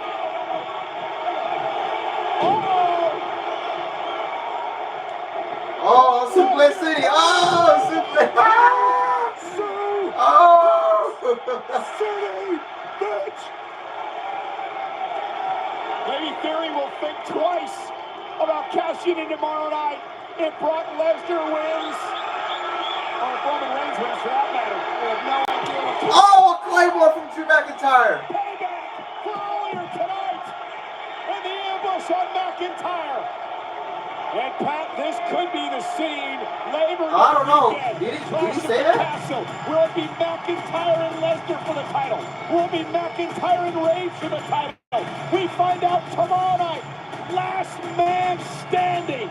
Lesnar, Reigns at SummerSlam. And here we go, folks. Oh boy. Yeah, this SmackDown was actually a watchable show tonight. It was actually a watchable show. Very good.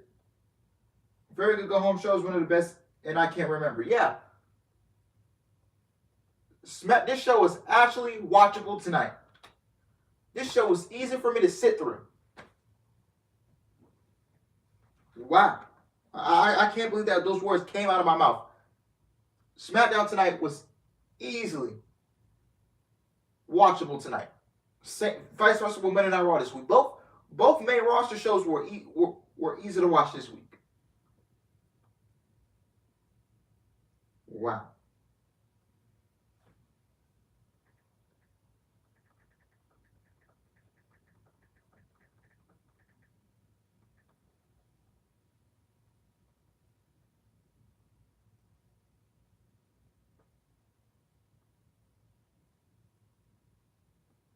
Wow, man. I really can't believe no roll-ups, all clean wins. Good show. The tease between Drew and Brock was great, even though the pay-per-view is still a month away. It's only 1 week, but I'm going to enjoy it while it lasts. Yeah, this show was actually enjoyable. And I can actually sit through it. If this is a taste of the future of WWE, I'm excited. I'm pumped from SummerSlam. Triple H is doing things good.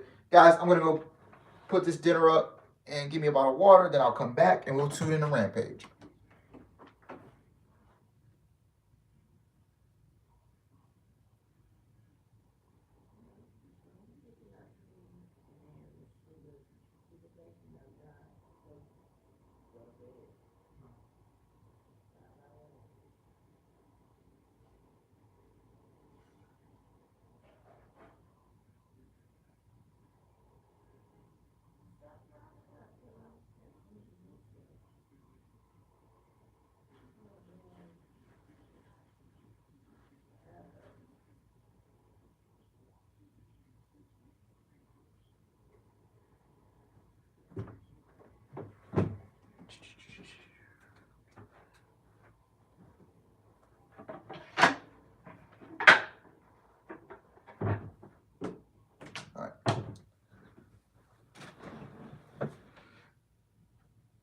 When is AEW Rampage? Rampage going on a Thursday night? I think they're going October 13th.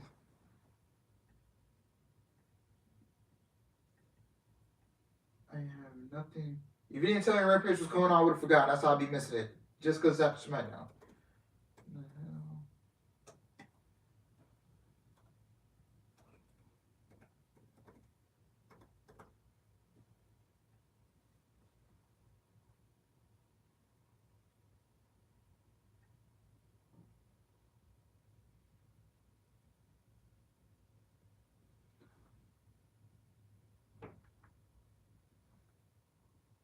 You're higher than Great Chris. Oh, wow. You're just insecure.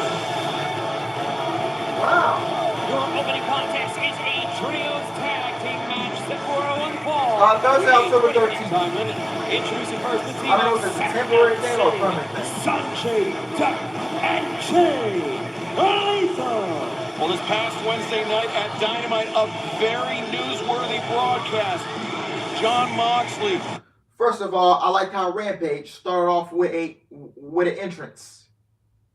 Because majority of these weeks, Rampage, they just go straight into the match and they don't get no entrances on TV. I like how they did entrances to start Rampage. Nice. Of Daniel Garcia, a future world champion, mark my words. He's a player. He is a player, that's why he's with me. Mark it down. Here comes the Starship.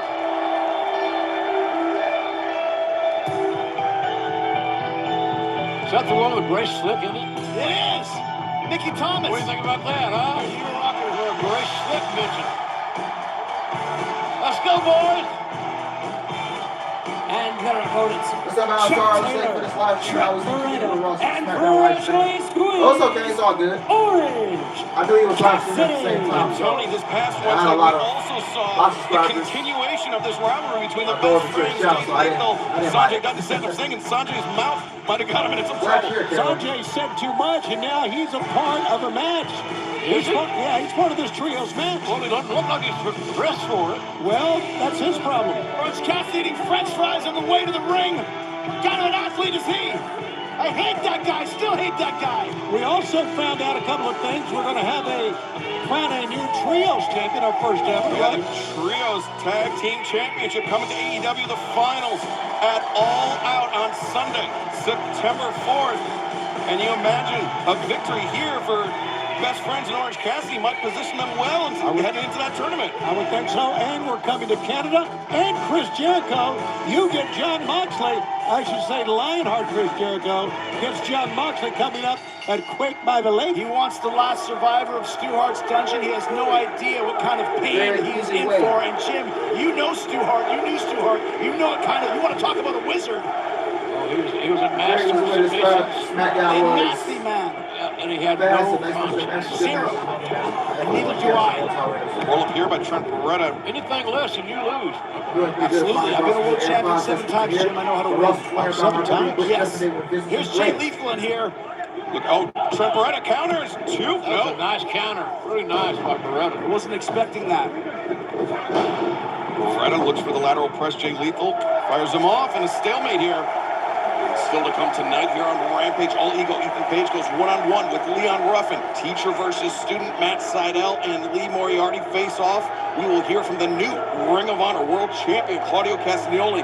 The Acclaimed say they have something special lined up for the Gun Club. And in our main event, Ruby Soho takes on the newest member of the Jericho Appreciation Society, Anna Jay. And remember, in 10 days' time, it will be Jericho challenging Jon Moxley at Quake by the Lake. Minneapolis, you got a chance to see a new world champion crowned. Okay. And the Wizard, Chris Jericho. Buy your tickets now. You're awfully confident. I have to be. Speaking of confident, I'll say one thing about Orange Cassidy. The man knows exactly who he is. He drips confidence in that ring, which is why he was able to beat me not once, but twice. 2 of the worst nights of my life. Whoa! Whoa! Satnam Singh, 7'4", 1 in a billion. Boy, he better know who he is. Look at this guy. He's calling in the Giant. 7'4". My literature says he weighs 304. I'd bet a bottle of barbecue sauce is more than 300 I agree. pounds. I can Sanjay. Sanjay with his wrestling gear. Yeah, and he's got a foreign object in his ear. The original player from the Himalayas, Sanjay Dutt. He's the pencil of this group. I guess a pencil is considered a foreign object. It's got to be, right? You give somebody lead poisoning, you stab him with it. It might be a Ticonderoga system. A sartorial showdown between Sanjay Dutt and Orange Cassidy. Look at this. That's a $5,000 suit that he's wrestling in. You really believe that? Well, it's wrestling. Look at that dumb idiot, Rick Knox. Never been cool in his life. His shades don't help. The hands go in, and now here come the kicks. Immediately tagging out to Satnam Singh. Well, that was a little mind game played by Orange Cassidy. Drop kick by Cassidy. Lifts up, but for I don't know why. Oh my gosh. The strength of this monster. Picking up a newborn baby. And remember how we saw Satnam Singh manhandle the best friends a few weeks ago, just bouncing Chuck Taylor's head like a basketball, and now Chuck Taylor and Trent Beretta both going at Satnam Singh. You better hit him more with those chops. Yeah. Meanwhile, look at what's going on at Orange Cassidy. Oh, nice. That's a pretty massive crossbody. That's like the house from the Wizard of Oz coming down on the Wicked Witches right there. Jay Lethal tag back in with Orange Cassidy in the corner. Opening contest will continue for the next 90 seconds in picture-in-picture. Don't go anywhere. For years, BattleBot's greatness has been measured in...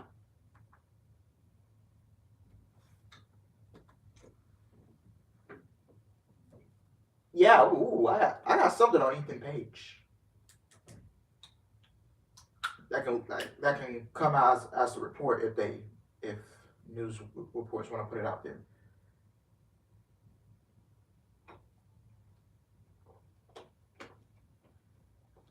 Let's go. Reach for the sky.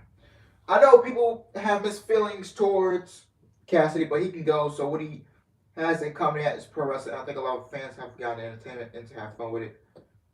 Everyone has different tastes, though. Hopefully, Rampage will be live weekly in October. Yes.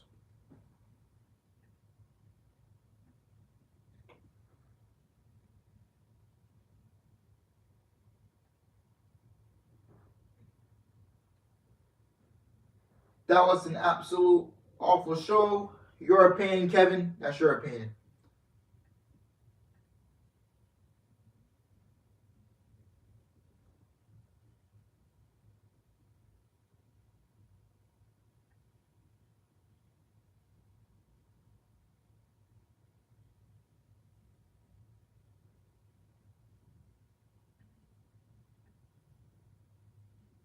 Stop sleeping on my boy OC. That's Orange Cassidy for the geese that don't know.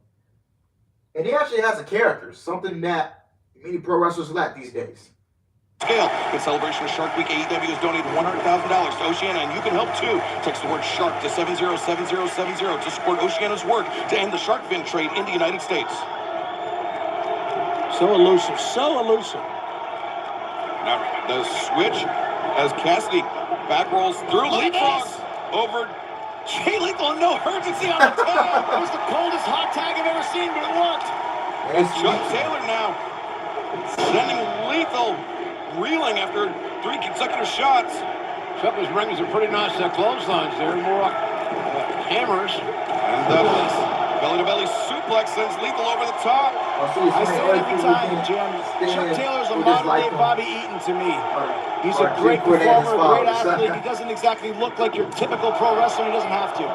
Yeah, that's high praise. Trent Beretta made the tag, the soul food half-and-half combination for the best friends. And another parlay, it's just called an honorable. Yeah, you even see a poster in the front row saying Jim Cornette sucks. Wow. Best friends were going for the hug, but Satnam Singh. This ain't half-and-half. This is the whole thing.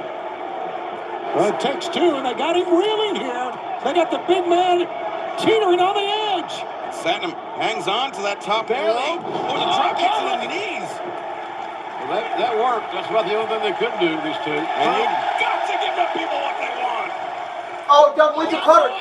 Oh, he caught him. Injection. That's what I want to see. Double lethal injection, my bad.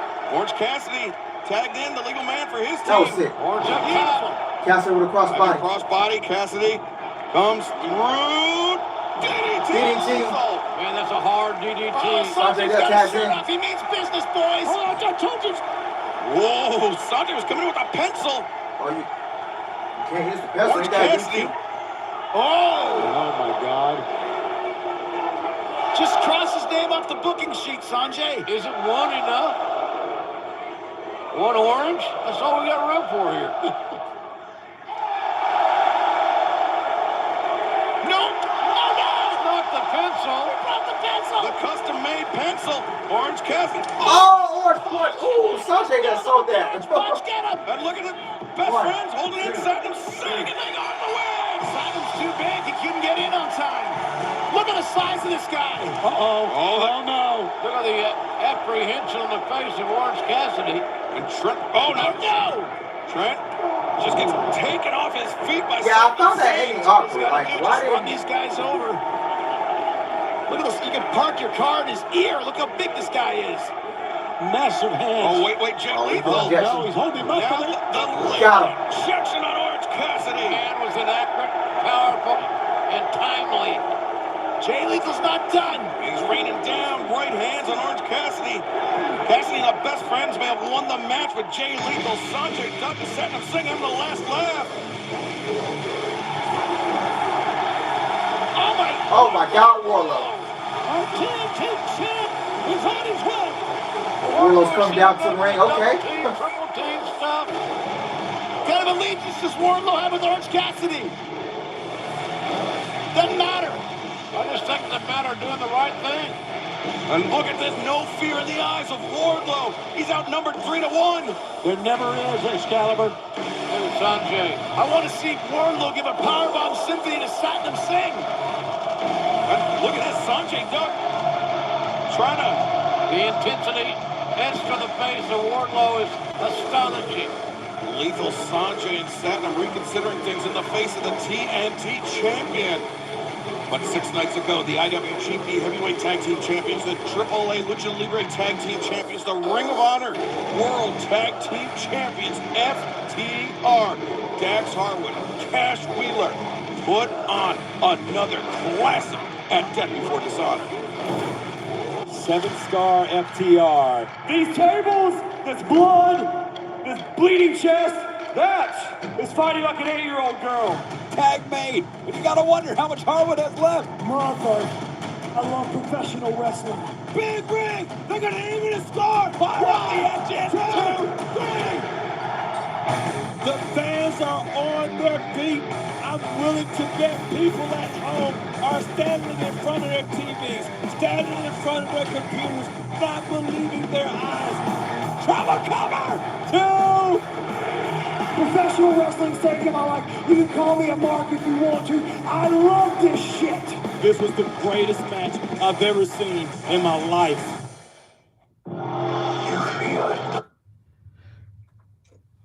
Why wasn't Warlow on down, bro? I legit don't know, man. Go ask Tony Khan.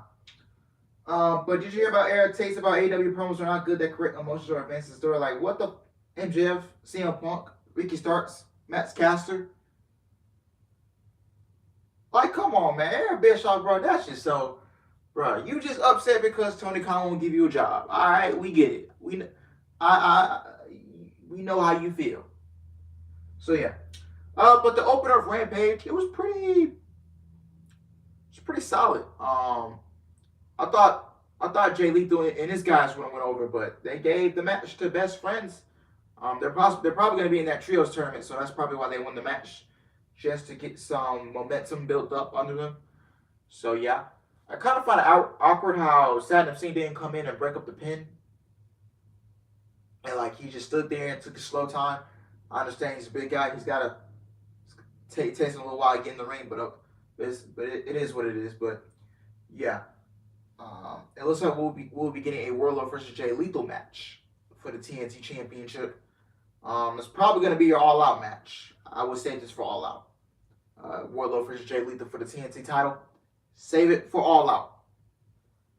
And I don't really like Jay Lethal losing this much, but you gotta keep the time on Wardlow. You can't make Wardlow a transitional champion. Enough with the hot potatoing of the TNT title. Enough of it. I've had enough. I'm fed up with it. I don't want to see it. So Wardlow needs to retain the TNT title. Dash is actually hurt since his match versus Briscoe, so I think it's a good time to rest up. But like have him do promos and possibly be swerving on Glory for the titles later. Yeah, I would do that match at like Full Gear. Is it raining? TK, let me and I'll split the women's division. Yeah, facts. Let us book it.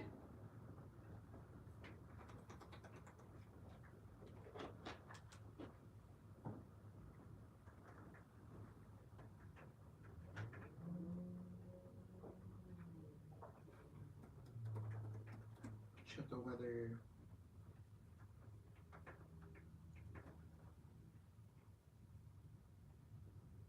Okay, straight. I had to check the weather for Nashville because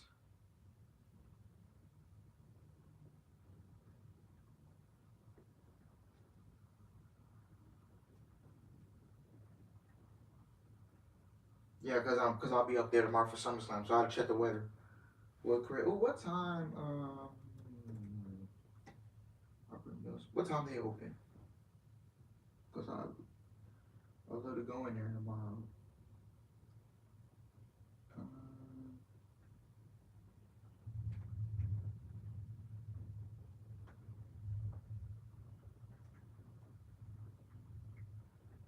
Because I went into there.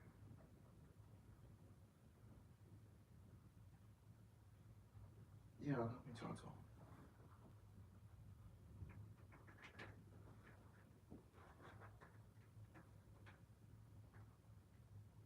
TNT, and we're jumping right back into the action. This next contest is set for one fall with a 20-minute time limit. Approaching the ring from Hamilton, Ontario, Canada, weighing 225 pounds, all ego, Ethan Page. Ethan Page striding to the ring with purpose. This is a rematch from last week on AEW Dark Elevation. Leon Ruffin surprising everyone, most of all Ethan Page with his agility. But at the end of the day, the power of All Ego Ethan Page won out and scored him the victory. And his opponent from Detroit, Michigan, Leon Ruffin. Something about Leon Ruffin got under Ethan Page's skin, and he's not happy about it. And Ruffin charging in. There you see the strength of Ethan Page. Shoulder to the midsection. I think he can't believe that Leon almost pulled a quick one out on him there. He almost squeaked by. I think you're right. I tell you, Leon should have seen this coming too. He made him change his name to Leon Russell. Yeah, he should have seen that he was going to take the fight right to him and maybe try to embarrass him here. And shoulder tackle by All Ego Ethan Page running over Ruffin. I don't think there's anybody in AEW, top to bottom, that has more upside than Ethan Page. And he looks in great shape right now, too. Take a look at him. Strong. You know, he's excited to go to Canada, Toronto, just down the road from Hamilton in October. He's got a point to prove to his homeland as he just tosses Ruffin around like a rag doll. And he's making a point at the expense of Leon Ruffin here. Ruffin struggling to get up to his feet. Ethan Page charges in. Ruffin using his quickness once again. Look at this.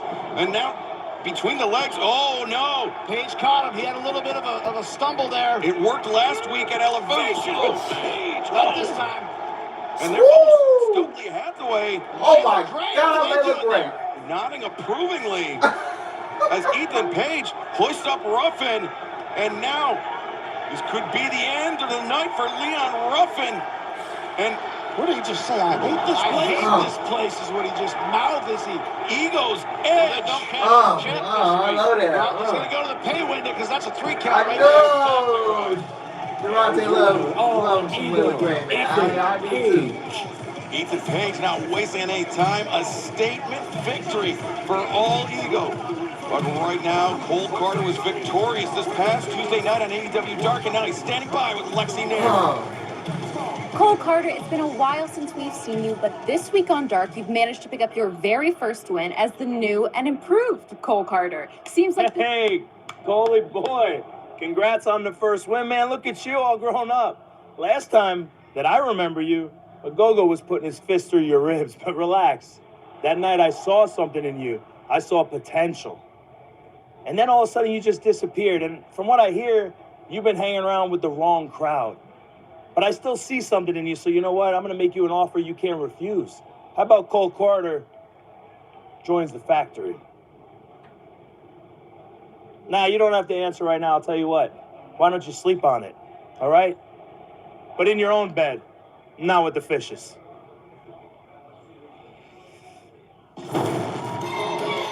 Very interesting match coming up next.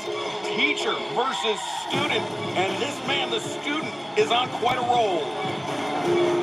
This contest is set for one fall with a 20-minute time limit. Approaching the ring from Pittsburgh, Pennsylvania, weighing 191 pounds, Lee Moriarty.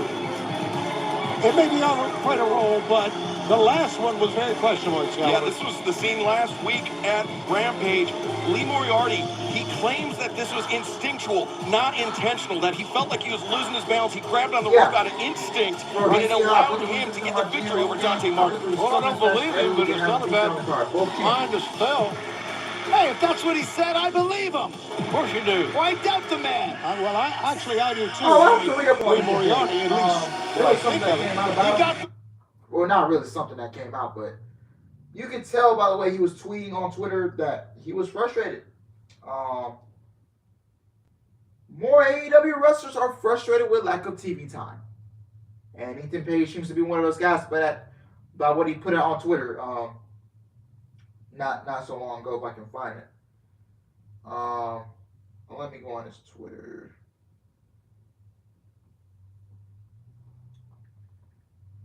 And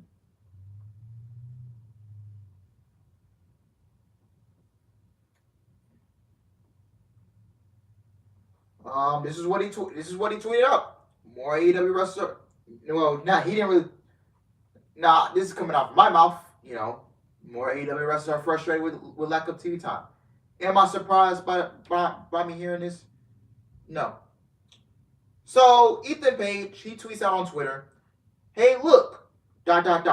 Ethan Page actually gets TV time this week! Exclamation point. Nice change of pace at work if you ask me. Keep up the great work at AEW. Thumbs up. Can't wait to do this again in 5 weeks." You can tell Ethan Page is one of those guys that's not happy with his lack of TV time. You can tell.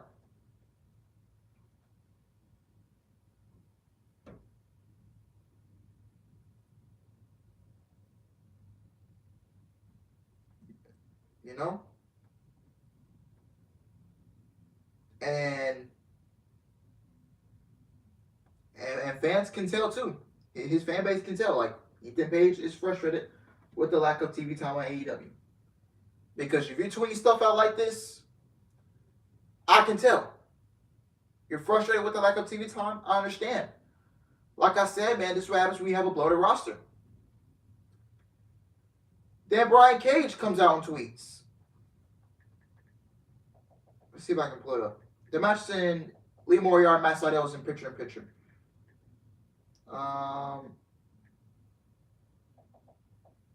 Let me see if I can pull it up.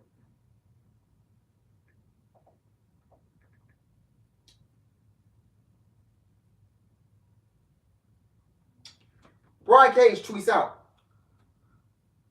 "What's heartbreaking is doing what you love, but not doing what you love." So Brian Cage is another one of those guys that's been frustrated with their TV time. I'm surprised this guy even got his contract renewed by Tony Khan for 1 year. I'm surprised. And like, you can tell he was actually shocked himself that Tony Khan renewed his contract.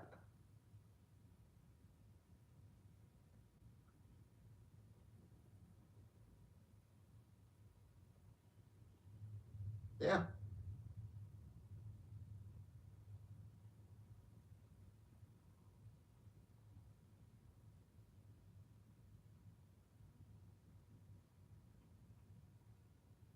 It's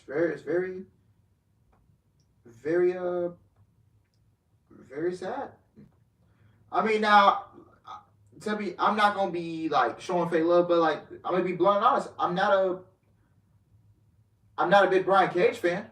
You know, he lacks something. I don't know. He lacks I think the guy lacks charisma or something like that. He's lacking something in that department. So yeah, but Ethan Page, I love Ethan Page, man. He can cut a promo. He's got everything you want in a pro wrestler. Put the guy on TV.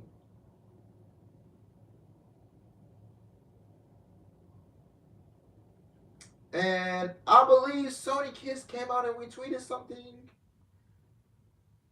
If I'm not mistaken.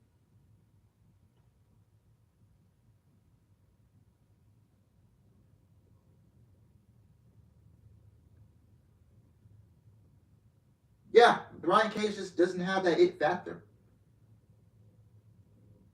Telling you, man.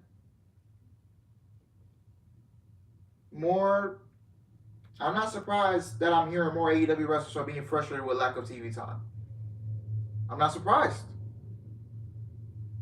This is what Tony Khan just. This is what happens when you sign. You sign this person, that person, that person, that person, that person, that person. You sign them constantly, and he's trigger happy. He can't stop signing guys.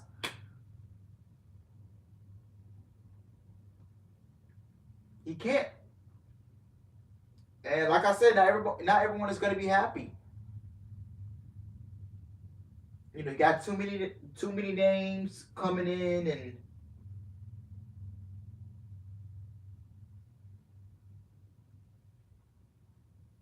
I don't think this is a work. I think he's actually frustrated. Oh, I forgot. Kayla, my bad. Do you see Kenny coming back next week? Because I predicted that Adam Cole and Dragon will turn on, and Red Dragon will turn on Young Bucks, and then either him and Kenny coming back for the same. I'm 50-50. I can see Kenny coming back next week. At the same time, I don't. So yeah. That was a nice roll. But back to Moriarty. Great adjustment by Moriarty. Also grabbing the right leg of Seidel, trying to put even more emphasis on the pin. But Seidel, those legs so powerful, as we alluded to, Chris.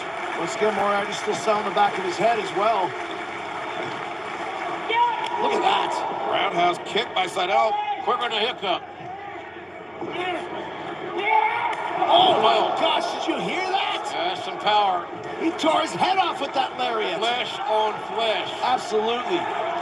Wow. A well-placed lariat by Lee Moriarty. A Stan Hansen-esque lariat, if you will. And that's badass. Absolutely. Moriarty drew back with that and landed, and now the knees as Moriarty controls the head of Seidel. But Seidel chops down. Oh, jeez. Question mark kick by Matt Seidel, who's now looking maybe for the lightning spiral. That's what he hit it. Yes. It's 1, 2, no!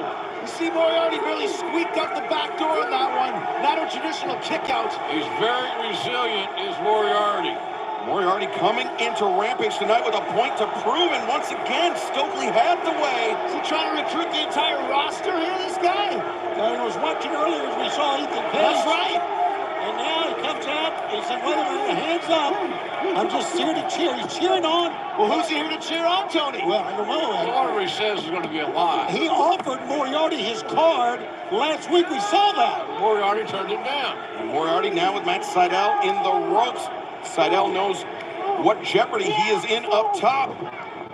He is a master on the top rope, I'll say that. Very agile. And hostile. Look at this moron. What's he doing? Stokely had the way. His glasses fell off. He tried to interfere on behalf of Moriarty. It's a crowd how fans like to see Ethan Page on TV. Randy Ladd. Oh, but see Moriarty gets the glasses out of the way. And Matt Seidel comes down. He's got him here. Look at this. Moriarty's lucky to get disqualified. Moriarty recovers 2. Oh, Seidel kicked out. Right there. I would have bet the farm that he was going to get the 3 count on that one. Yeah, me too. I thought it was done. I got an expensive farm too, Shivani. Look at these ridge hand shots to the jaw of Matt Seidel, and now Lee Moriarty, the Border City stretch. It's locked in tight. Look at that. He's got him locked in. Seidel in the center of the ring. Is he going to get it? Seidel doesn't have a lot of options. No, you're right, JR. He does Is it. he going to get him here? He tapped. He tapped. Oh my God, he got the teacher in his head. Student beach teacher. And Moriarty's still hanging on. Wow. Get in there, Bryce Richburg. Wrenching on the neck of Matt Sydal and Stokely Hathaway. Now winner of this match, Liv Morgan. Stokely called him off, you see that? Yeah. You know, Stokely would love to have his hands on the career of Lee Moriarty. Well, I wouldn't want to get too close to Lee Moriarty right now. He's in the zone. Lee Moriarty with a victory over his former mentor, Matt Sydal, and Moriarty continues to pile up the wins here in AEW. Stokely's got another card for him. Is he going to take it? Moriarty with a big choice to make. Wow. He grabs the card. And Stokely Hathaway making moves here on Rampage. But right now, Dr. Britt Baker, DMD, and Rebel are standing by. The forecast next Wednesday Dynamite calls for a thunderstorm, so let's break that down. Thunder, you feel in the air now what we've all felt for quite some time now, and that's your title reign just might be coming to an end. I mean, you already slipped up once in Japan, right? But what impresses me is how smart you are. How smart you are to keep Toni Storm, the girl who's dangerously capable of dethroning you, close to your side. And Toni, pretty silly of you to be nice and cozy there next to the Carney who has everything that you should want most. But I'll leave that to you two to discuss. See you next week. And here on TNT, ladies and gentlemen, welcome with me the brand new Ring of Honor World Champion, Claudio Castagnoli. Yeah, a lot of Claudio Castagnoli has wasted no time since his arrival here, making an impact. Love this guy. He's got everything. And he's got a title for the first time. His next singles title in the company like this. He's coming out with a world championship for the first time, man. Claudio Castagnoli capturing the Ring of Honor interview with Claudio Championship. Yeah, I said it right. Nights ago, and this was the scene at Ring of Honor's Death Before Dishonor. Claudio Castagnoli walked in as the challenger, but he walked out of Lowell, Massachusetts as the Ring of Honor World Champion. All right, of course, along with your lordship himself, William Regal. Seems like the Combat Club of Blackpool collect a lot of gold. Listen to this. Congratulations, Claudio. How does it feel to be a world champion?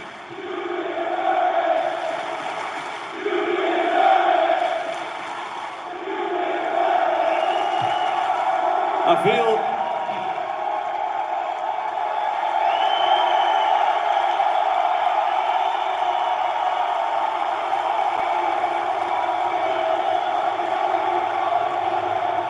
well, let me just get this right out of the way with the risk of sounding like a broken record. Dankeschön, merci beaucoup, grazie, and thanks to all of you. Because there's been many times that I doubted myself and I wasn't sure if I'm gonna make it to where I want to, but you guys never let me down. You were always there for me, so thank you very much. It feels amazing to stand in front of you.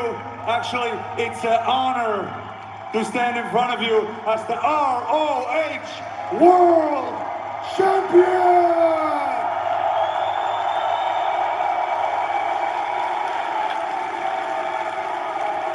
And I promise you, this is just the beginning. But there's somebody else that had a tremendous night last Saturday at Death Before Dishonor. So please welcome fellow Blackpool Combat Club member and ROH Pure Champion, Wheeler Yuta! Yeah, that's where she left. Wheeler Yuta had an incredible slugfest with Daniel Garcia. He's special. You gotta sit here and listen to all these people say you deserve it? Give me a break.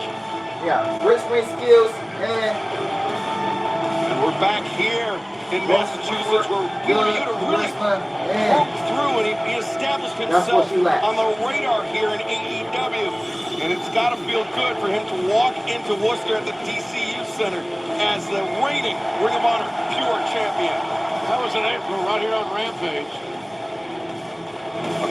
A classic match. Never miss a Friday night, ladies and gents. All right, Wheeler, let's go.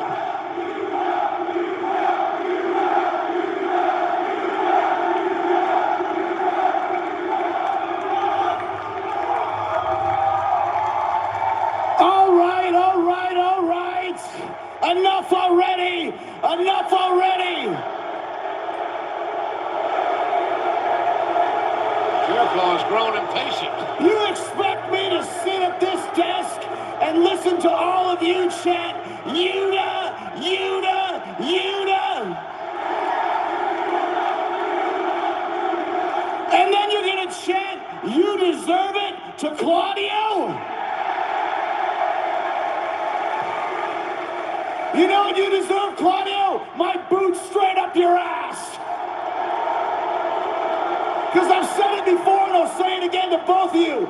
A sports entertainer beats a pro wrestler. Chris, just shut up!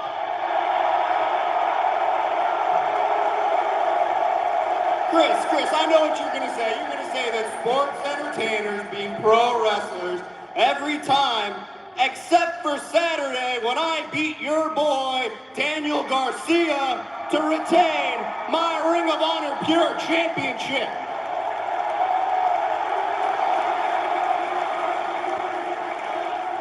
And Chris, I'll be honest, that match has really built my confidence. It's really built my confidence. I know that I can beat Daniel Garcia, and Chris, I'm pretty sure I can beat you too. Woo! Okay, Yuta.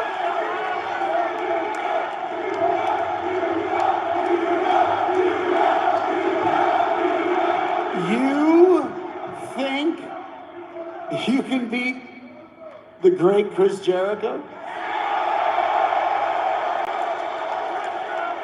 Yeah, I can beat you, Chris. You can't beat me. Ever. Oh, Chris, you sound a little scared, maybe a little nervous. Because I think you also know that I can beat you, right? Claudio, I can beat him, right? Oh, yeah. Mr. Regal? Definitely. Regal's like, I can beat him. What do the people of Worcester think? Can I beat Chris Jericho? Yeah, I can beat Chris Jericho. I can beat Chris Jericho. Wheeler Yuta can beat Chris Jericho. Shut your mouth, okay? Whoa. He can't beat me.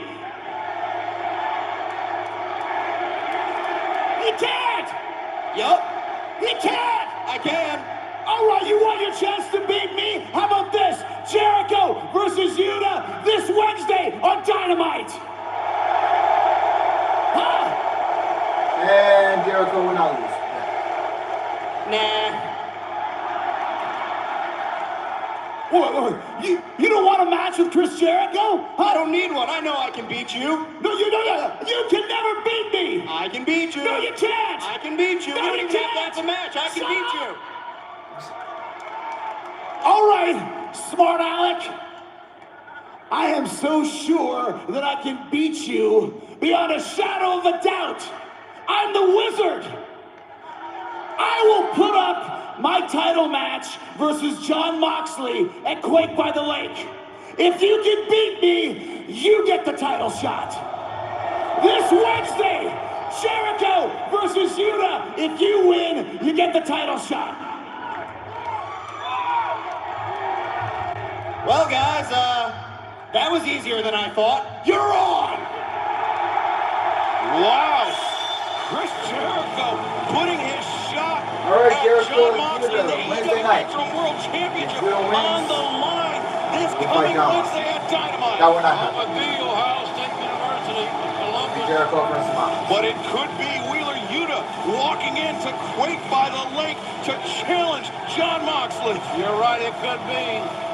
What an opportunity that would be for that young man. And could the fourth time be the charm for Wheeler Yuta against Jon Moxley? We will find out But coming up next, the Acclaim with the premiere of their new music video and the main event, Anna Jay and Ruby Soho collide.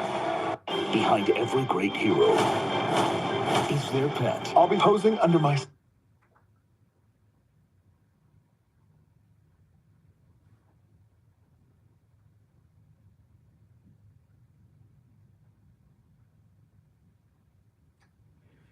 Yeah, we're gonna go back from the Lee Moriarty match.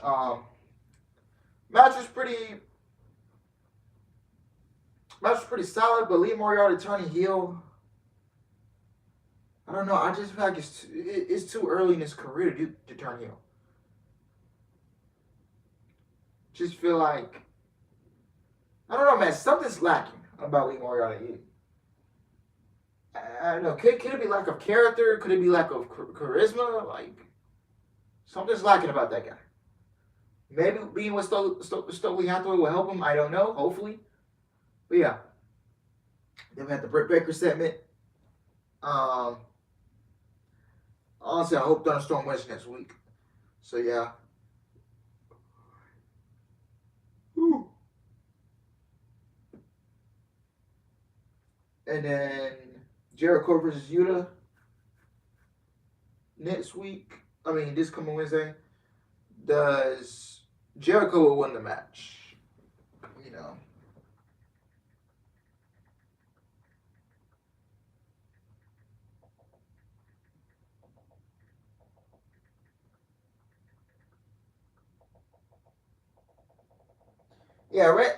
Rampage so far is okay, man. You know, like I said, man, this show is just so unwatchable. You know, I just don't find it appealing. Yeah, I just wish it was 2 hours live. Yeah, if it was live at 2 hours, then maybe we'll be having a whole different conversation.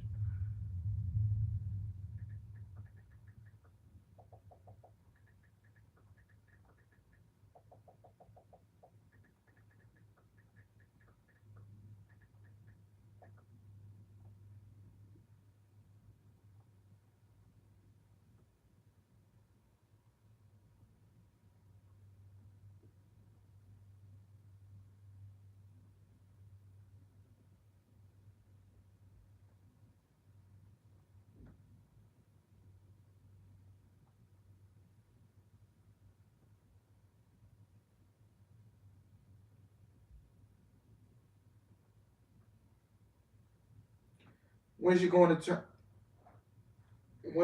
turn on Britt Baker?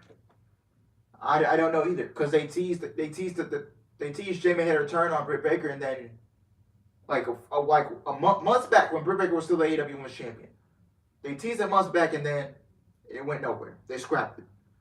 Then they teased it again, goes nowhere. They scrapped it. When the fuck is it happening?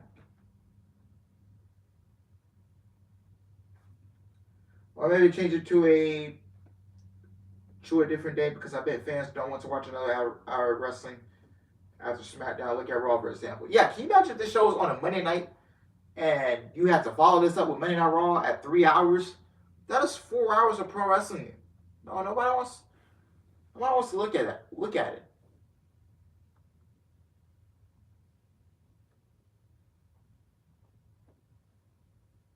it. At 8 on TBS.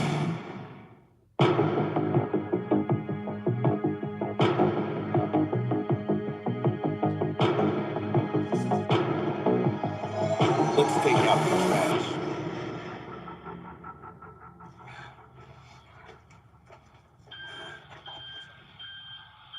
Gun Club wasn't getting over on their own. Hang with the Acclaim, they get noticed on the show. I'ma beat you in the street, I'ma throw you on the floor, I'ma leave you on the curb. Yo, these bitches gotta go, cause it's trash day. Hope you have a bad day. Ass boys, me and Anthony, and make your ass pay. Trash day, leave you with a sad face. The Acclaim, got it in the bag, ayy. The Acclaim, we just taking out the trash. On your Amber Heard, you be paying out the ass.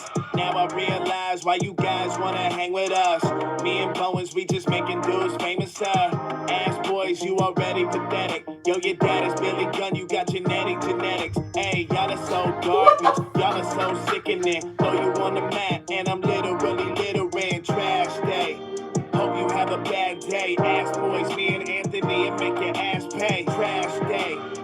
leave you with a sad face. The Acclaim, got it in the bag, ayy. Taking out the ass boys, got the whole crowd making mad noise. Oh, you didn't know? Trash day. Gun control is looming in the country. I support it if we throw away these 2 guns, please. Billy, I'ma choke your sons. Yo, you should've shot blanks from your smoking gun. But since the ass boys ain't nothing but trash, we got 2 words for ya. Dumpster match. Trash day.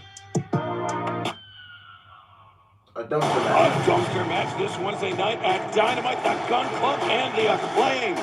But right now, let's throw it back to the world's strongest man, Mark Henry. Ruby Soho last week. Actually, no one really wants to hear from Ruby. Everyone wants to hear from me, the star of the show. It's kind of my thing, obviously. Ruby, bestie, cannot wait to share the ring with you again. Except for this time, I don't have to act like I like you. You see, Tainara slammed her arm in a car door. She then encouraged me to make better choices for myself. And I think slamming your head into the ring post was the best decision I've made this far. And I had high hopes for you. I mean, Tainara was a lost cause from the get, but you I had high hopes for. You reminded me a lot of me when I first started. But it turns out you're just another one of these entitled little shits who thinks she knows everything. Now, Eddie has always told me you're only as good as the company you keep. So I would suggest you leave the Circle Jerk Society in the back and face me one-on-one. Oh yeah, Ruby? You want that one-on-one? Fine, but here's the thing, Ruby, you don't know me. I learned a dark side from Brody Lee, and I'm learning a dark side right now from Chris Jericho. This is a new Anna J. This is Anna J-A-S, and I'm gonna choke you out. Well, look like it's gonna be one-on-one, and it looks like there's been a better promo from Anna J than when I heard from Wednesday. That one from Wednesday. AEW Dynamite is live Wednesday at 8/7 Central on TBS, and it will be the dumpster match for the first time ever. The Gun Club and the Acclaim. And after a shocking betrayal of Absolute Ricky Starks, Powerhouse Hobbs will be in action this Wednesday night. Orange Cassidy and Jay Lethal will meet one-on-one, and the Undisputed Elite are back on Dynamite. Plus, Tony Storm and Thunder Rosa Thunderstorm take on Dr. Britt Baker, DMD, and Jamie Hayter. And the rivalry is renewed when Christian Cage goes one-on-one with Matt Hardy. Plus, Chris Jericho and Wheeler Yuta face off. If Yuta wins, he will get Jericho's title shot at Quake by the Lake on August 10th at Dynamite. Don't miss a special live edition of AEW Rampage next Friday night at 10/9 Central on TNT. And don't forget AEW's Battle of the Belts 3 coming your way on Saturday, August 6th on TNT at 8/7 Central. Ring of Honor World Champion Claudio Castagnoli looks to make his first defense of the title against the Japanese phenomenon Konosuke Takeshita. And we'll have more matches for both events live this Wednesday night at Dynamite. The chemical they got one match announced that show. And it was just thrown again. Of sports entertainers. Your Rampage main event is set for 1 fall or TV time remaining. Approaching the ring from Brunswick, Georgia, Anna Jay. Ask Oliver, have you ever greased my guy? Just a little throw grease in the dumpster. It's been a huge asset so far, and she's just getting started. And if you don't agree with me, she'll choke you out, somebody. I just want to take a vote here amongst all of us. Who thinks that Wheeler Yuta can beat Chris Jericho? Raise your hand. That kid, he's been arrogant. Yeah. And her opponent from Lafayette, Indiana, Ruby Soho. Remember, it was Ruby Soho.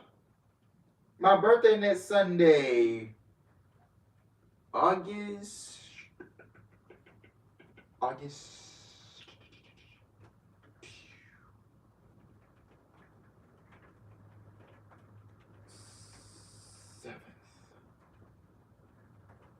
Yeah, 7th. 7th. I'll be sure to give you a birthday wish.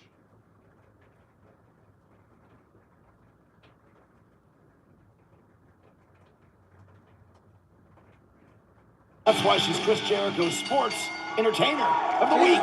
We saw Ruby Soho come ring with a brace around her right arm. That's all thanks to Ty Conti slamming Ruby Soho's that car door, and Anna, went for the kill, run away. Wow.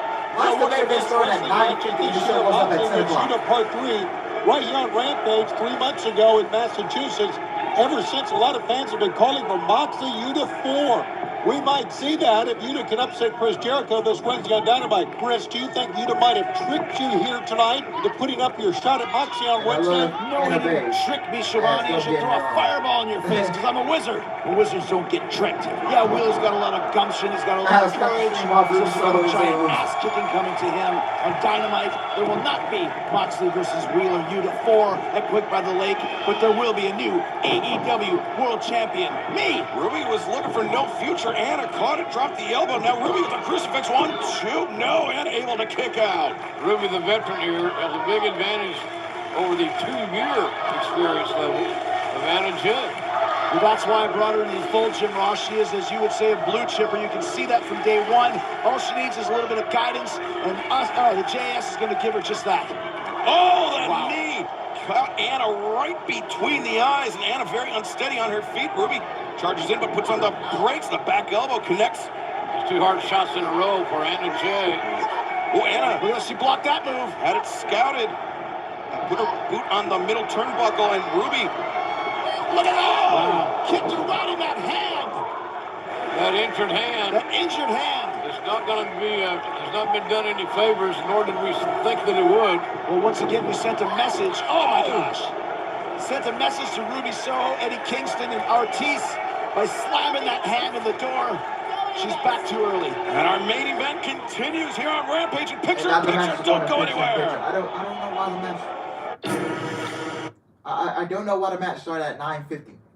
And you had 10 minutes left in the show. And you're giving me a 10-minute main event with half the match in picture-in-picture. I don't get it.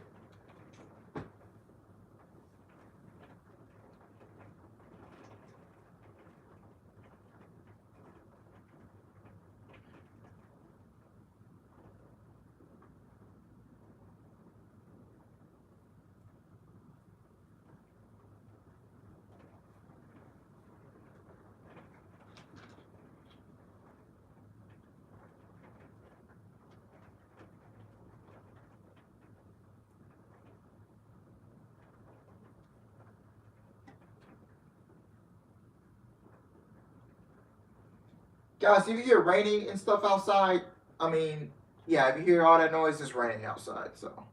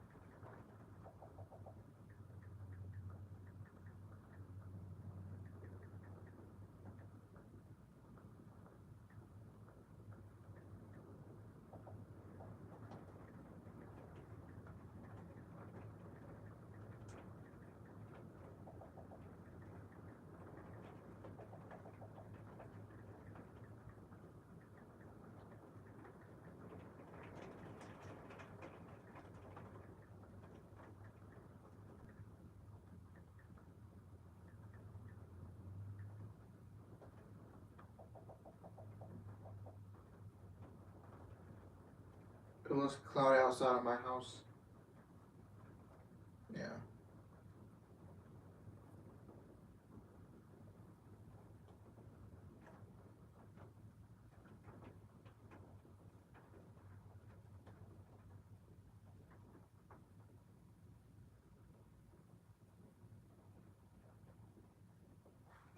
So what do you do with Ruby? Why she ain't no women's tag team? Every woman got some type of backup by her. It looks like Sky Blue will be backing her up by the way I was looking at it on Wednesday.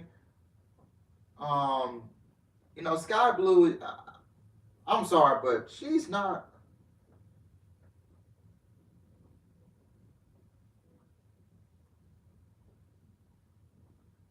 She's not. I don't think the woman's not ready for television. Yeah, Sky Blue has been part of it this past Wednesday. It looks like she'll be featured more on TV, but I just don't think she's ready for television. That fractured right arm of Ruby Soho, and now finally taking the brace off. Pulling that brace right off of that injured hand.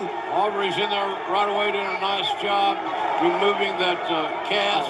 Goody two-shoes Aubrey, of course. I can't believe what we're seeing. The turn here is astounding. The aggression is what you mean. Of Anna Jay.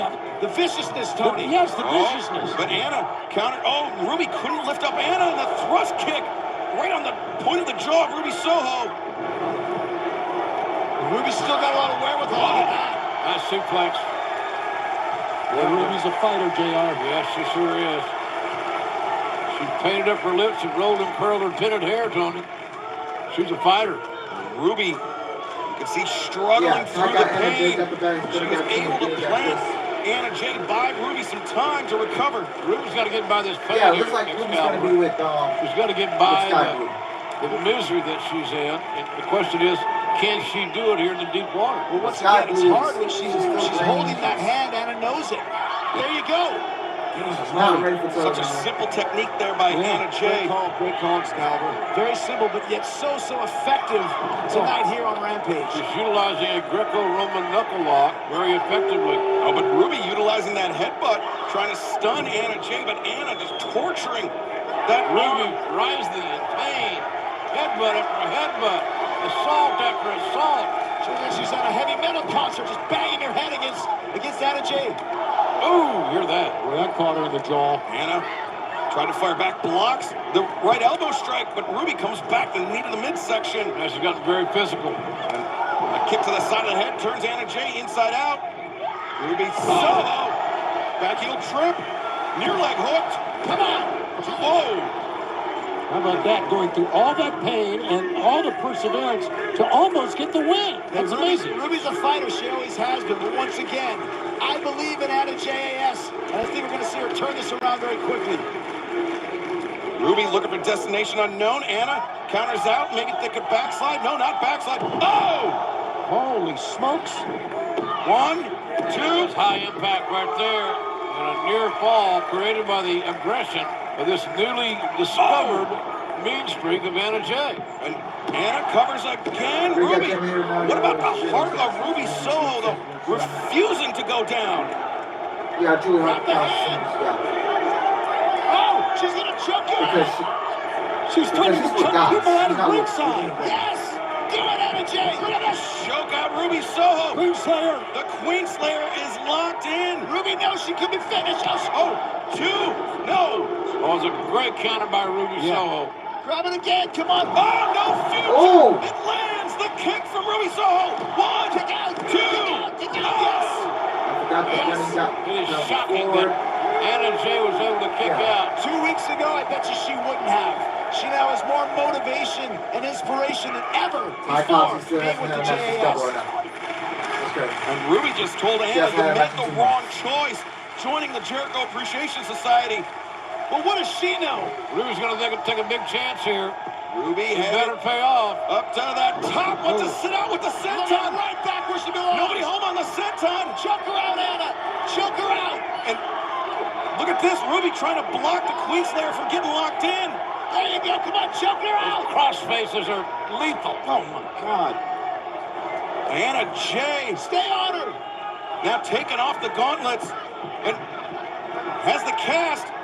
But, oh, look, Aubrey didn't see it. There you go. Beautiful. Aubrey Edwards didn't see it. Excellent. Ruby Soho's going out. Choke her out. Choke her out. Anna using the cast. The referee doesn't even realize it. Tap out, Soho. She's out. She's out. Come on. Ruby Soho went to sleep. No winner of this match. Brilliant. Anna Jay. A great win for Anna Jay, no doubt about that. Anna Jay is a genius, just like her mentor. The 2-year veteran is going to be awfully special. You're late. Sooner than later. How about it? Anna Jay using that cast behind a referee's back, a true hallmark of a sports entertainer, Tony. She threw off, did Anna Jay, her wrist covers, and when Aubrey turned to throw him out of the ring like she should, that's when she picked up the cast. Good reporting there, Tony. Exactly what happened. Ladies and gentlemen, we dearly appreciate you inviting us in your home again tonight. For Tony Schiavone, Chris Jericho, and Excalibur, I'm Jim Ross saying good night, everybody.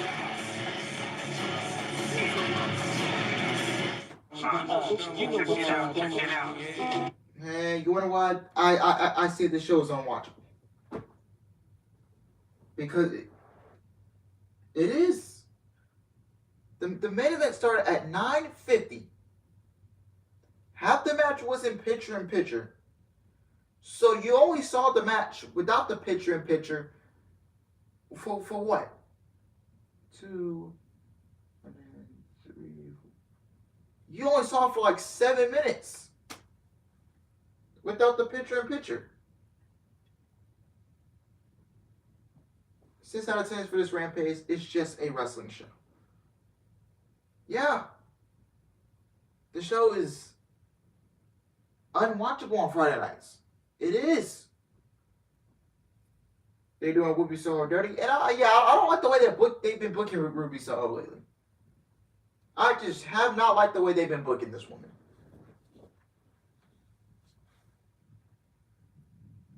I just don't. Triple H, get on the phone with Dakota Kai, King Kota, Tegan Knox, Candice Ray. Can you try to get her back before Tony Khan swoops them all up and doesn't know what to do with them?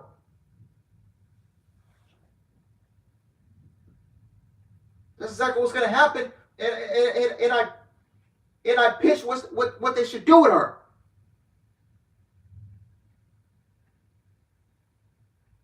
This is bullshit, Alex. I don't like how TK should be rude. I like that rule too, but dog, even if Anna waited till she turned her back when she slid over to...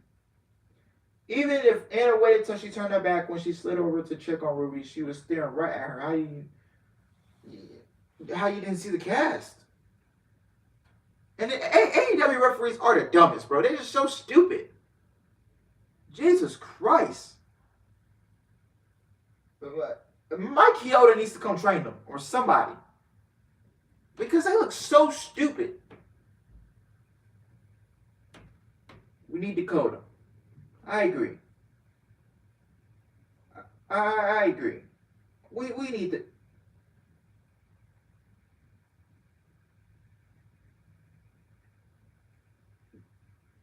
We need the king. Seriously, the king. I hope not for... She's, you know what? You're better... She's better off just going back to WWE and put her on the main roster. She is better off going back to WWE. Triple H, this is what you need to do. You need to get on the phone with King Kota. You need to get on the phone with this and all. You need to try and bring back Candice Ray. You need to get Io Shirai to resign with the company, or at least try to, because I know you're not gonna let her walk. I know you're not gonna let her walk like that. I know. I just know. You have the potential in the next 6 to 12 months to become one of the best women's division in pro wrestling. If you now, let me.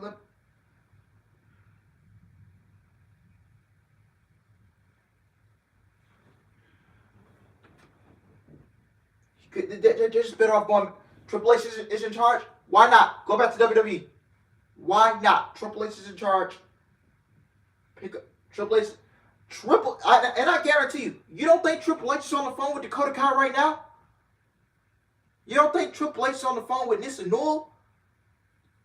You don't think Triple H is trying to get everybody that was released and that are free agents, that are not signed to AEW, that are not signed to Impact? Oh, Triple H is going to do everything in his power to get those people back. He's doing everything in his power to get Sasha and Naomi back. He's doing everything in his power to get Johnny Gargano back in the company.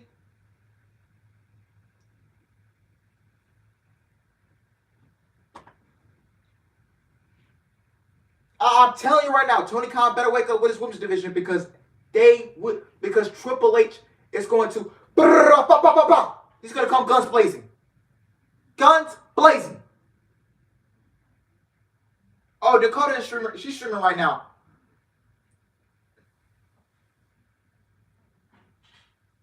Triple H, this guy is going to come guns blazing, Tony Khan. If you don't pick up your women's division, oh, Triple H is going to definitely surpass you.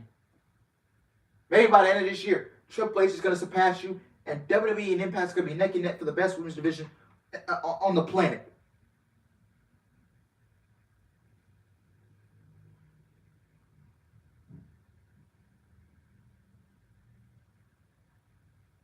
You better fix this, Tony Khan, or else Triple H is going to come, because Triple H will come full guns blazing.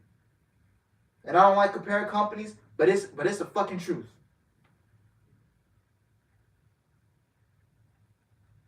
This guy will come full guns blazing. I'll tell you that right now.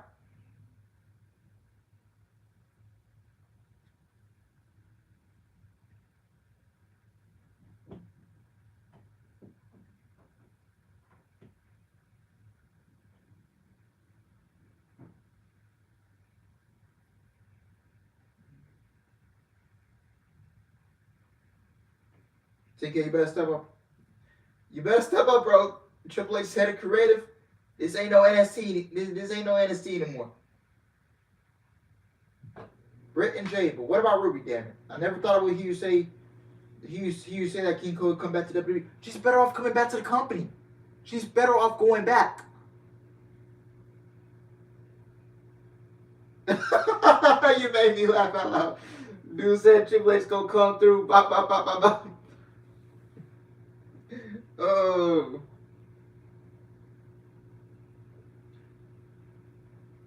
She's better off going, because, like, think about it. If these people go back to WWE, you're gonna have more TV time. There's 7 hours of total television time between all 3 shows, Raw, NXT, and SmackDown, depending on which brand they're on. 7 hours of total TV time. That would be tons of time to get on the show. You would have plenty of TV time. You'll be wrestling on the show consistently. I think if they were going to do women's tag titles, they shouldn't have introduced the trios titles. Or at least make the trios titles an intergender championship. At least make the trios titles an intergender championship. I was the only one in the community that even mentioned it. The women's division in AEW is like how Vince wants the main roster when he's being in charge, which I think Britt vs. Thunder Rosa might happen. It might be the female version of Brock vs. Roman.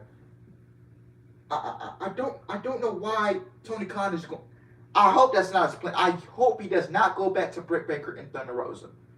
I pray to God that doesn't happen, because if he does, it just comes off as lazy booking. It's just, are we seriously wasting 4 months of this woman's fucking title reign?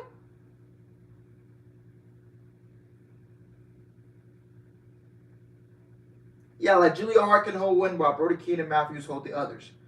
Yeah, if you want to make the trios titles an intergender championship, so that way we can avoid the whole women's tag team title situation. Maybe the Jericho Appreciation Society, if you wanted to do Anna Jay, Sammy Guevara, and Ty Conti. Let's say you want to do if Darius Martin was there and he wasn't hurt. Let's say you want to do Darius Martin, Top Flight, and Scott Blue. Let's say you want to do TK's an asshole when it comes to booking them. Exactly.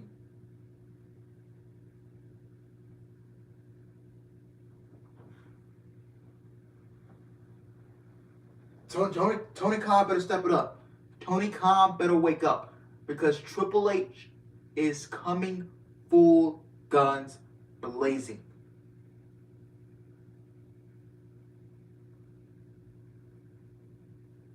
Triple H, he's gonna be bumping Pushaishi in his car. He's gonna be bumping Pushaishi, King Von. He's gonna be bumping those guys in his car. He's gonna be coming for Tony Khan. He's gonna be bumping NBA Youngboy.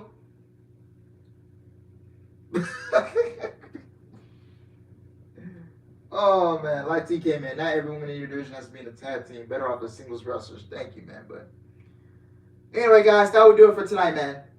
That would do it for tonight. No more Britt Baker for Thunder Rosa for now, please, TK. That would do it for tonight. Just a reminder that tomorrow night, I will be in Nashville for SummerSlam. I will be in Nissan Stadium. I will be watching SummerSlam in person. So, be on the lookout for a vlog Sunday morning. Be on the lookout for a vlog Sunday morning, man. Run up those numbers. Maria Kanellis, please come save. Women's Division LOL. Youngboy free too. Overall good for WWE for AEW Dynamite was pretty solid. Rampage was boring. Thunder Rosa butt trash, bro. I'm sorry, not sorry. No cap, no kizzy. But I'll be at SummerSlam too. All right, man. I might see some of you guys there tomorrow night, so hopefully that's the case, man. But thank you guys for watching. I hope you guys enjoyed it. Please like, comment, and subscribe. Love that for you. That's dope. Safe travels. Thanks, Sean. Thank you to everybody that come out. If you're going to SummerSlam tomorrow night, be sure to be safe. Safe travels. Just like I'm doing safe travels, man. Stay safe, stay healthy. Because there's a lot of shit going on out here. So yeah, man. Be sure to like, comment, and subscribe. And I will see you guys Sunday morning when I post my SummerSlam vlog. So yeah, man. I love y'all. Take care. Have a good rest of your night. And have a good rest of your weekend. Enjoy SummerSlam if you're watching from home. If you're watching in person, safe travels. Love y'all, man. I'm out.